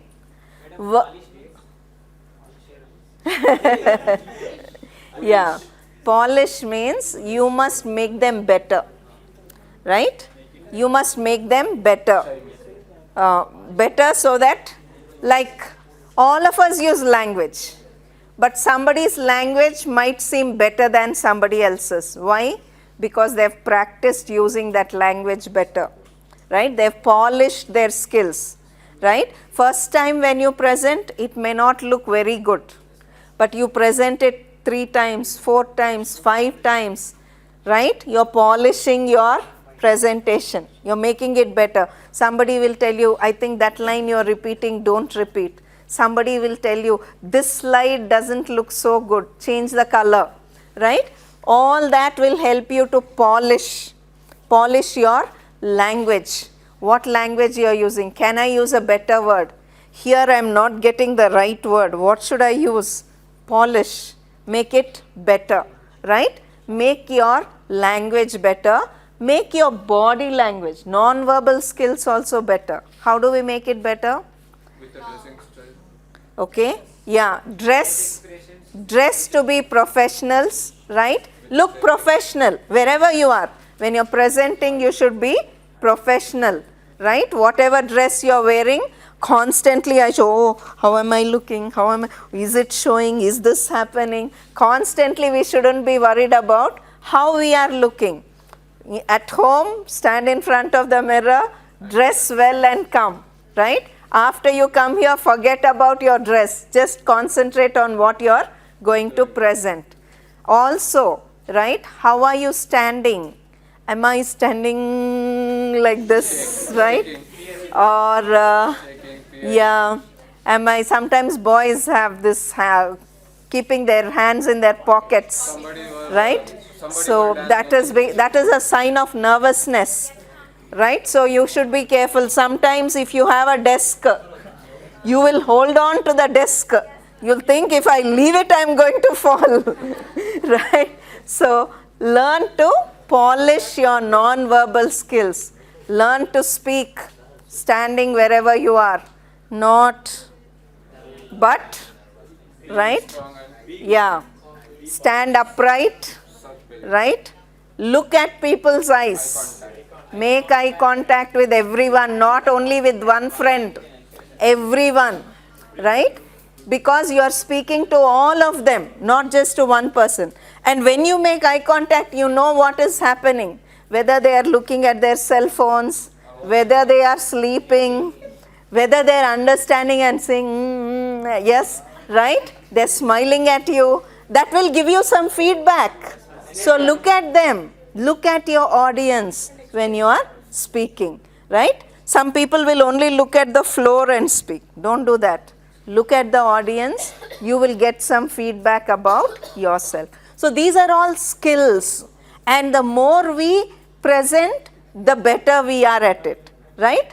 As I told you, skills you cannot learn at one go. You have to practice them. You have to polish them. That's what I mean by polish. Know your material. Suppose I come here and I don't know what the next slide is. I don't know what I am speaking about. I am confused. I'll say, wait, we have to go back 2 slides before. We have to come back here, right? If you don't know what you are talking about, you can't make a good presentation. You have to be comfortable with your topic. You have to read enough, think about it, plan your ideas better, so that once you know your material, you are a pro. You can come and say whatever you want, people will listen to you, right? So know what your topic is, know your subject better, then you can make good presentations. Express confidence wherever you are, right? Don't come very nervously. I told you some techniques, right? Act as if you are confident. Even if you are not, come here and stand and smile, right? Don't worry about anything. If you can't remember anything, that's okay. Your PowerPoint will help. Smile. Be comfortable, right? Act as if you are in control, right? Don't act very nervous and your hands are shaking. What do I do if my hands are shaking? Okay, first time I'm presenting, I'm here and I'm very nervous. Ma'am, my hands are shivering. What do I do? What will you do? Just take a long breath and just rest your. Okay, take a long deep breath, it seems. What else? Behave like you're confident, right? And yeah, take time, arrange your things, open your PowerPoint, do all of that. Let them watch. You do what you want to do so that you will gain some confidence. Take time.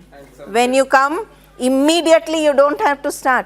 Give it time so that you'll gain some confidence and then begin. So be confident. Whenever you're presenting, whatever you're presenting on, express confidence. That comes because you have prepared well.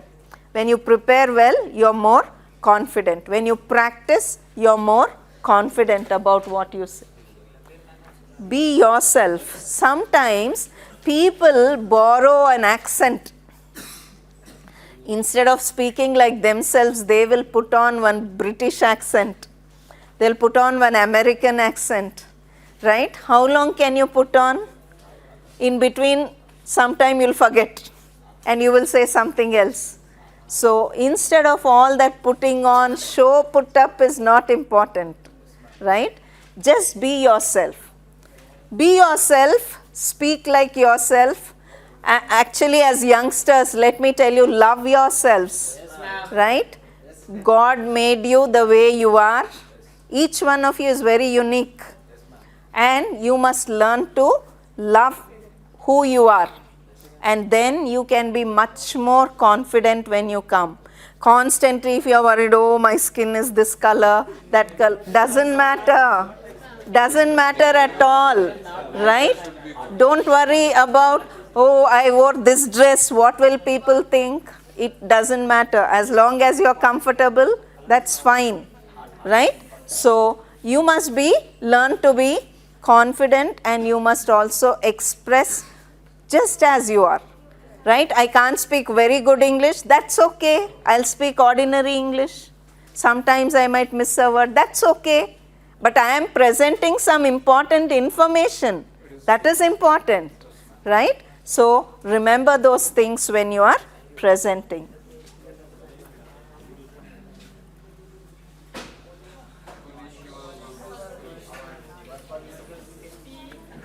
So when you are speaking, remember the way you pronounce words. Sometimes you don't know how the pronunciation is. Open your Google. Ask Google how to pronounce this word. Learn. Right. Right? Learn how to pronounce words, whatever you are pronouncing. Right? I think you would have had classes on this, how to speak. Right. So, articulation and pronunciation are more or less similar. How do you articulate is how do you speak, how do you say different things, and how do you exactly pronounce words. Generally, proper nouns are the most difficult, right? If you have a German scientist and you have to pronounce their name, you have to know exactly how it is pronounced, right? Those are things that will worry you, but now you have Google, so no problem at all. You just have to open and check how do I pronounce this name. Google will tell you, right? So you are at a better place.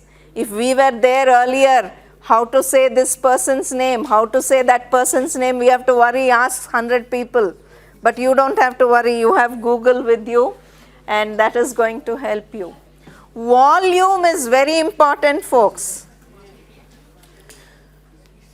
If I know how to say something very well, but I speak so softly that nobody, last benchers can't hear me at all, what's the use? They will all think, oh, what she said we don't know, right? Volume. Speak up and speak out, right? Speak with your volume, full volume. People have to listen to you. If you can't, use the mic.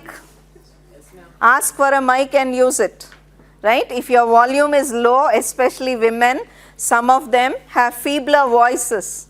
If you have a feeble voice, men or women, doesn't matter. Please use the technology that is available so that people can hear you well, right?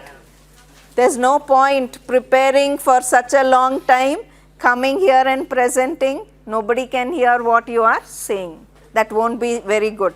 So instead, you must learn to speak up, speak loudly.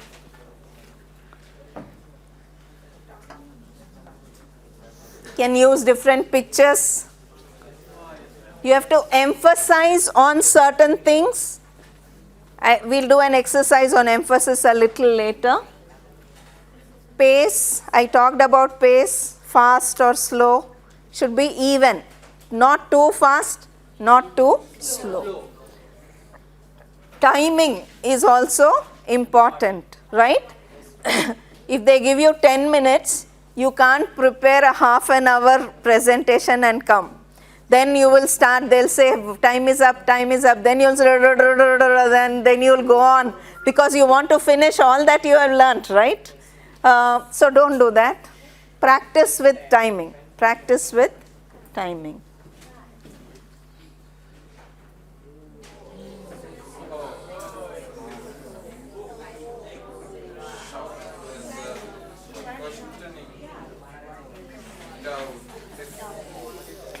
Okay, folks, take a deep breath. Okay, right. Now, I want you to practice this. Say O in different ways. Suppose, wait. One by one. Suppose you want to express shock. Oh, right? The way you express shock. Suppose you are happy about something. You go to the exhibition, you sit in one massage chair, right? And you feel very nice. Then how will you say, oh?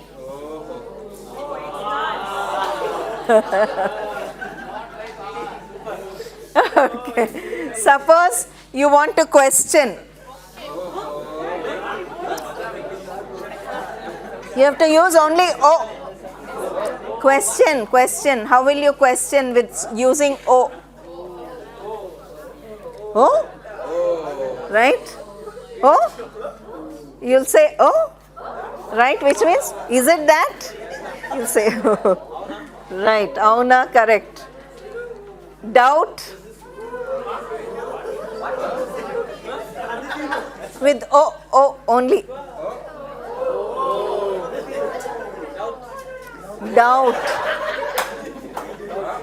Suppose somebody tells you something. Hey, do you know today they are going to give special lunch for us?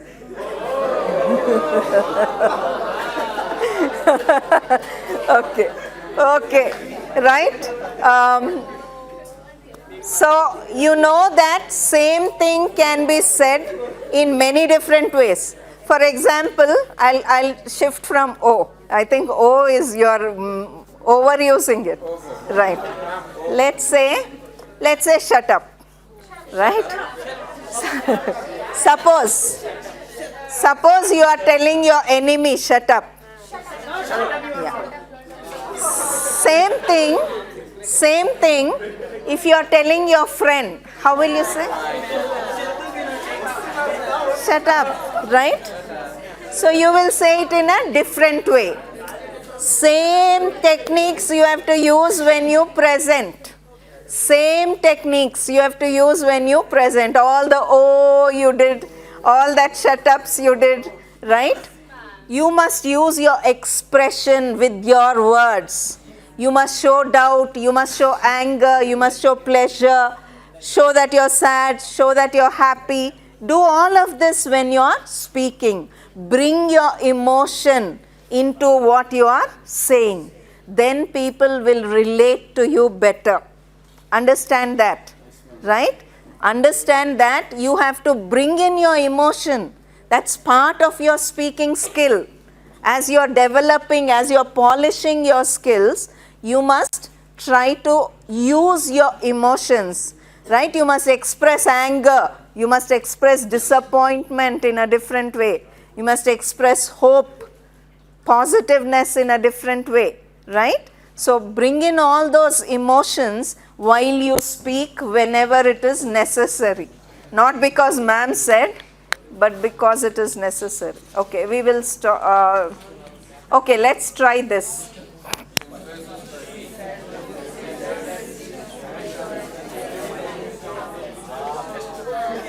I want one volunteer to get up from the last rows.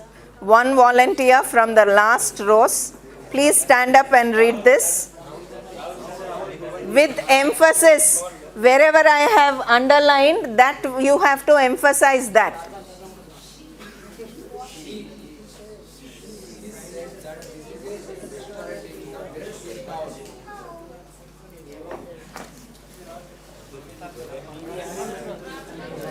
Loudly. She said that this is a restaurant in East, is the best in town. Okay. Okay. Okay. You can switch it off and hold it. She said, right? Okay. That this restaurant is the best in town. She said, which means I am saying I didn't say it. She said, right? You are emphasizing on what she said.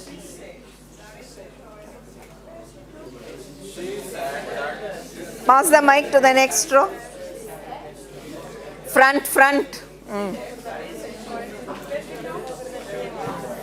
Okay, pass it to the next. Pass it to the next. If you can't do it, pass it to the next.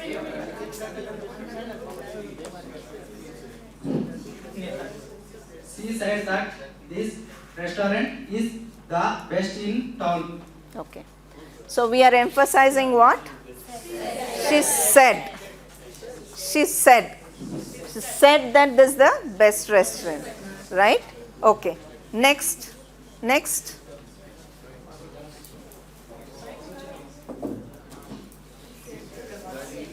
She said that this restaurant is the best in town.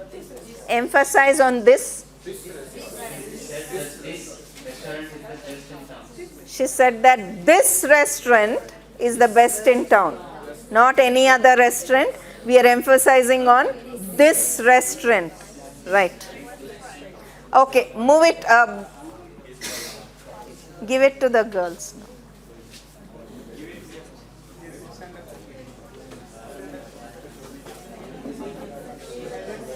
She said that this restaurant is the best in town. Okay. Restaurant. Okay. She said that this restaurant is best. Okay. Restaurant is best. She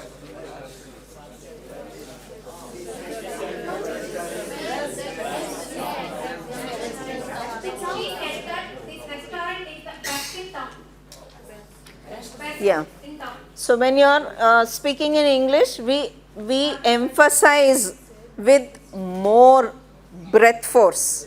Whatever you are emphasizing with more breath force. So she said that this restaurant is the best in town. Best, right? Focus on best in town.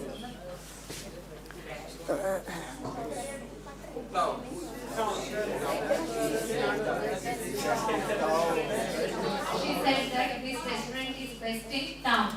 Right. Which means not everywhere in the world, only in this town, this is the best. So every time you change the emphasis, you can pass it on to him. Give it back to him. Or give it to me. Off.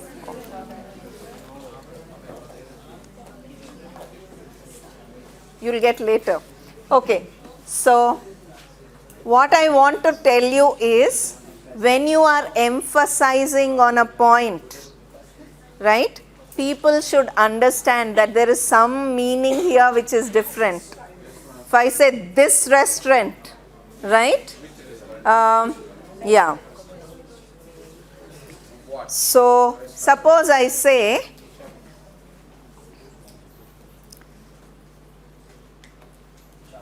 she said that he took the money. I am emphasizing on he, not anybody else. He took the money, right? But suppose I say, she said that he took the money, which means I am emphasizing on money. He did not take books, he did not take other things, gold, jewelry, nothing. What he took was only money. I am emphasizing. So emphasis gives more meaning to what you are saying. So learn to emphasize. As you are polishing your speaking skills, you must also learn to where to emphasize, where not to emphasize. Because based on that, the meaning will change, right? I did not say that he took the money. Suppose I say, listen to me. I say, I did not say that he took the money, which means I hinted. I did not speak it out, but I said money is missing, he is missing, right? But I did not say that he took the money, right? So your meaning changes the way you emphasize on things. So remember this, when you are making presentations, be aware that you can bring changes in meaning just by changing the emphasis on the words, right? Remember that when you are presenting your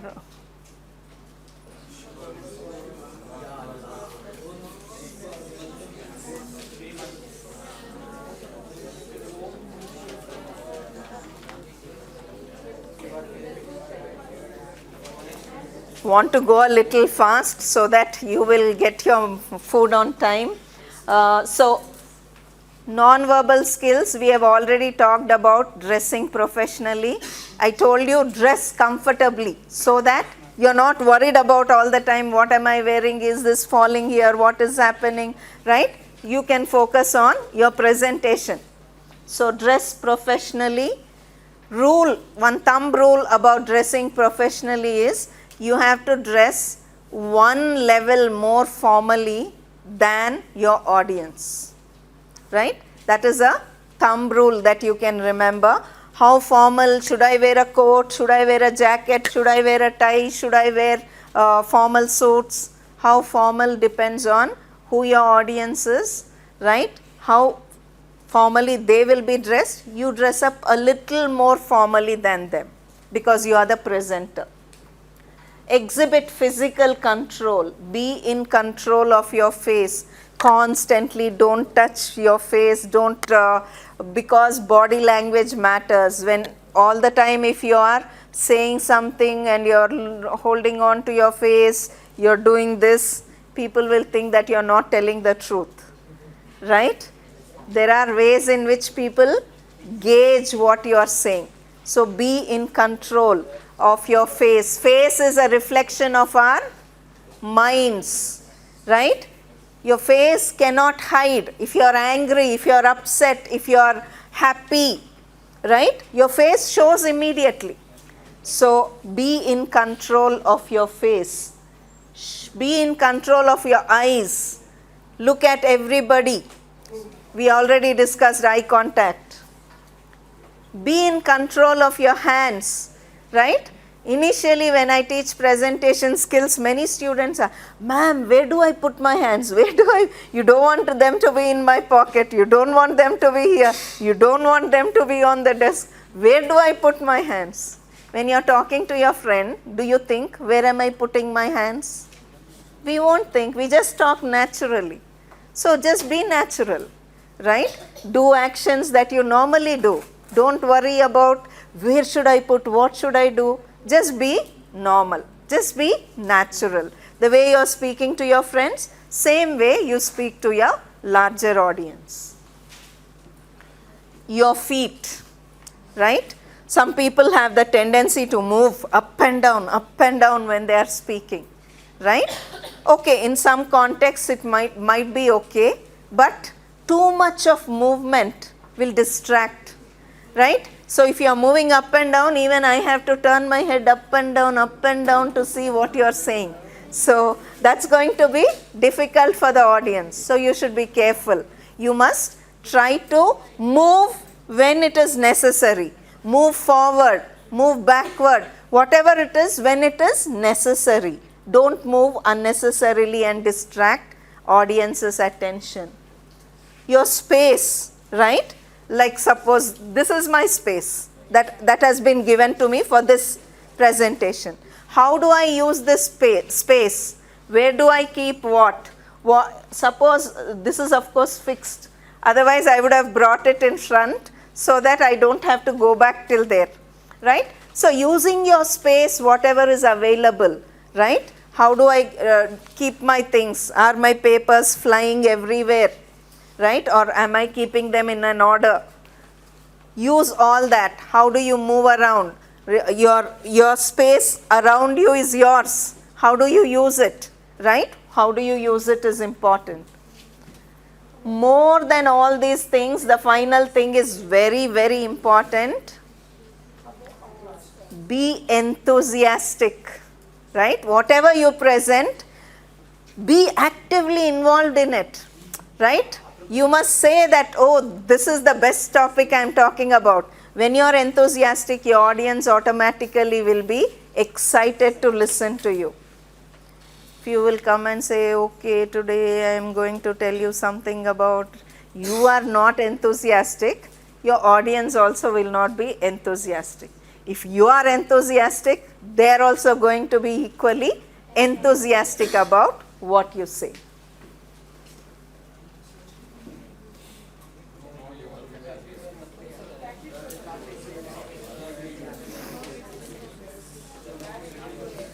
You have to be in control of what you are going to speak, how you are going to present, what is the first section about, what is the second section about, what is the third section about, right?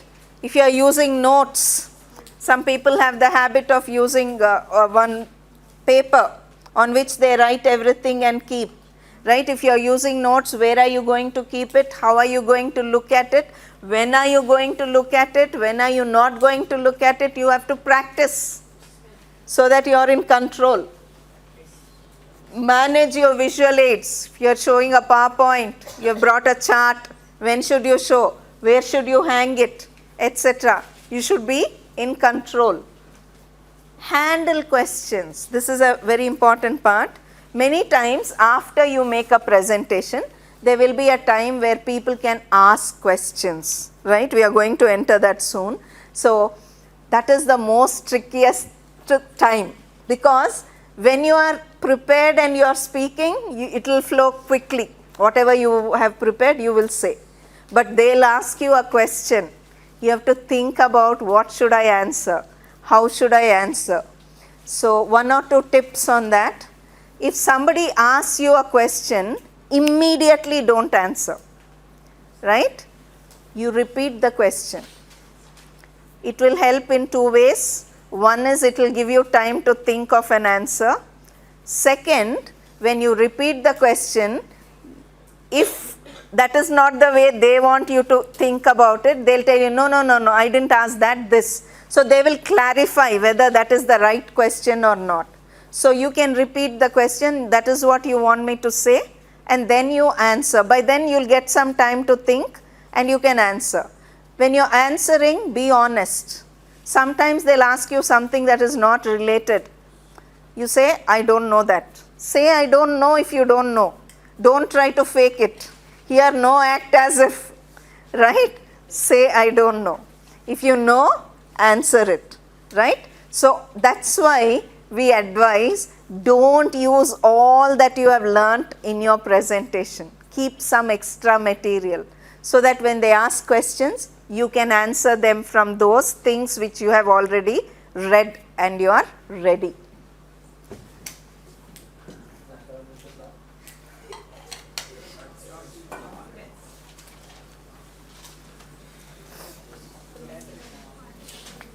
Your confidence should be because you have prepared well. Whatever you are arguing or presenting, you know what it is.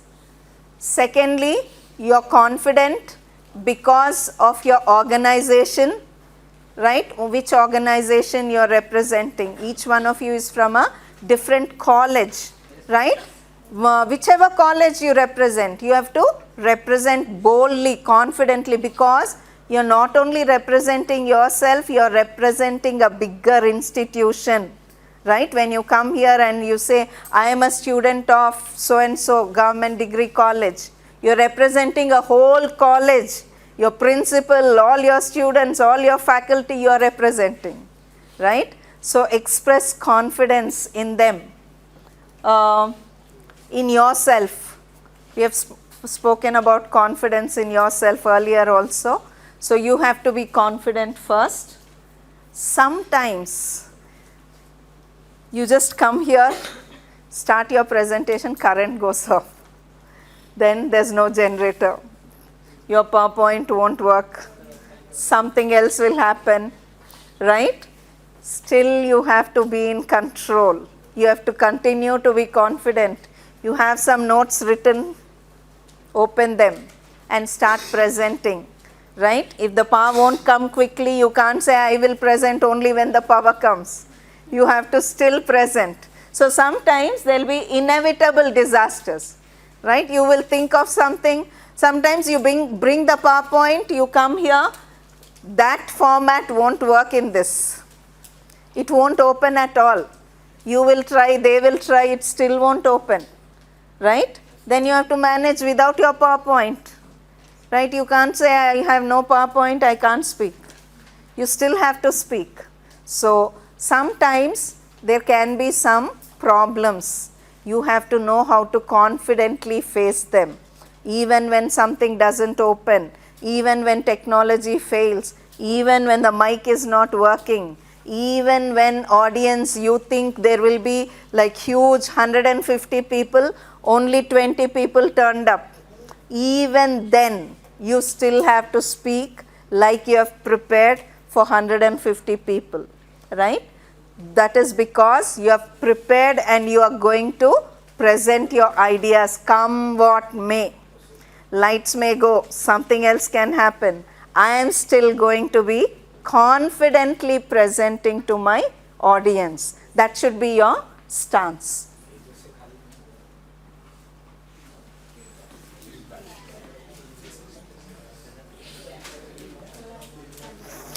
So in your practice sessions, when you are rehearsing in your room, when you are rehearsing among your friends, even after you present, you go back to your teacher, ma'am, how did I do? How can I improve? Many people don't do this. They present, they're happy. That's it. Go back to your teachers. Go back to your friends. What can I do better? Can I improve? Always, as students, we are learners. We have to be ready to seek feedback. Even I seek feedback, right? If you tell me, ma'am, this part you did well, this part was not so good. Okay, I'll remember. Next time, I will try to implement it.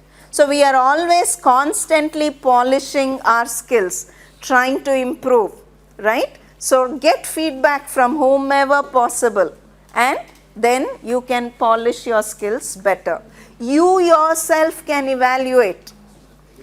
You can say, okay, I've done well, okay, I've not done well. I think last part I forgot. Next time I should pay attention. Or I did not do this part well. This example did not work. People did not understand what I said. You can evaluate yourself also. You can ask feedback from others as well.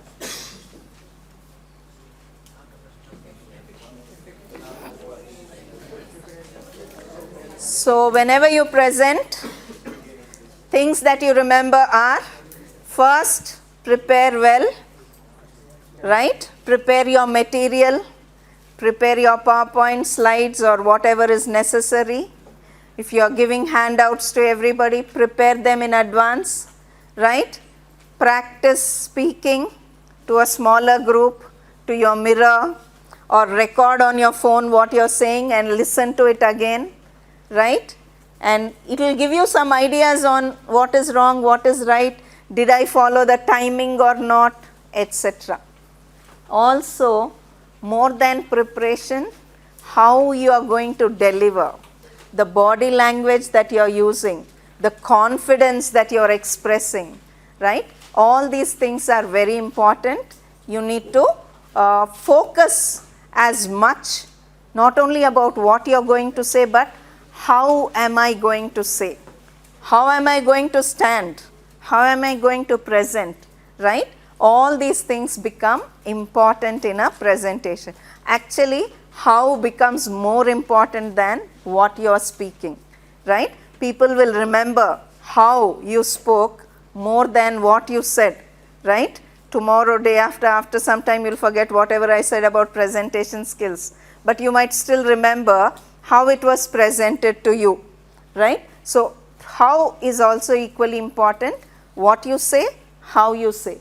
Both are important, and if you try to polish your skills better, your language skills, how you are going to present, your body language, how you are going to speak, how softly you speak, how loudly you speak, right? How fast you speak, how slow you speak, all those things with practice, you will become effective presenters. And when you become effective presenters, many people will pay attention to you. Many people will want you in the organization. They'll say, oh, you present well, come, let's do this presentation. So they will call you, they will bring you to, they'll highlight what you do, right? So remember these things. Now, let me ask you, if you have any questions, any things that you want me to clarify, or you want to recollect what I have said, or what you have learned today, we can do that now. Yeah, feedback also. Yeah, you have learned. Each one of you, quickly tell me what you have learned today in the morning session, whole session. Yeah, we'll start from here. What have you learned today? One new thing you have learned today. Anything? What did you learn anything today? What? What do you remember from this whole session? What do you remember? Yeah? Technique? Yeah. Did we talk about technical things? What did we discuss that you learned today? Okay, you think about any topics in front of audience or any in people. Right. How to do Society. it? How to prepare. Next.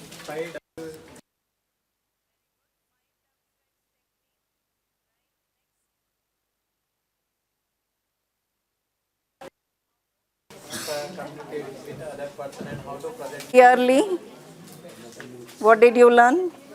5WH. 5WH technique, okay. Okay, this row, what did you learn?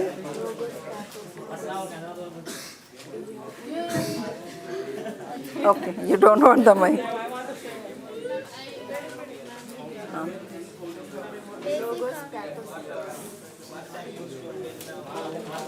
I learned 5WH, ma'am.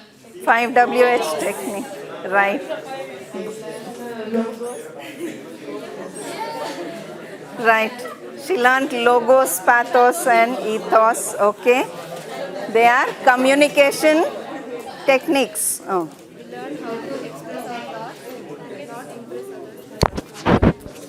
Very good. She learned not to impress others but to express herself. Good. Anybody else? Act as if very confident. Very good. Act as if technique. Even when you are not very confident, you have to act confident, right? What else? Yeah? 1 minute.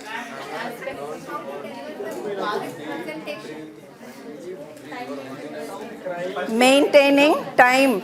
How do you do that? Practicing. Okay. Right. Passive visualization. Positive visualization. Right. Okay. How to deliver in perfect time. Knowing the concept. Use the mic. Okay. You don't want to use, no problem. Polish your verbal skills. Speak clearly and speak expressively. Right. Okay. Dress maintenance and facial expressions. Okay. So, professionally, dressing professionally and managing your facial. Basic. You don't. Basic outline, madam. Introduction. Okay. Basic outline. What is the basic outline? Body confusion. Okay. I have to learn from this session. Speak, Switch on.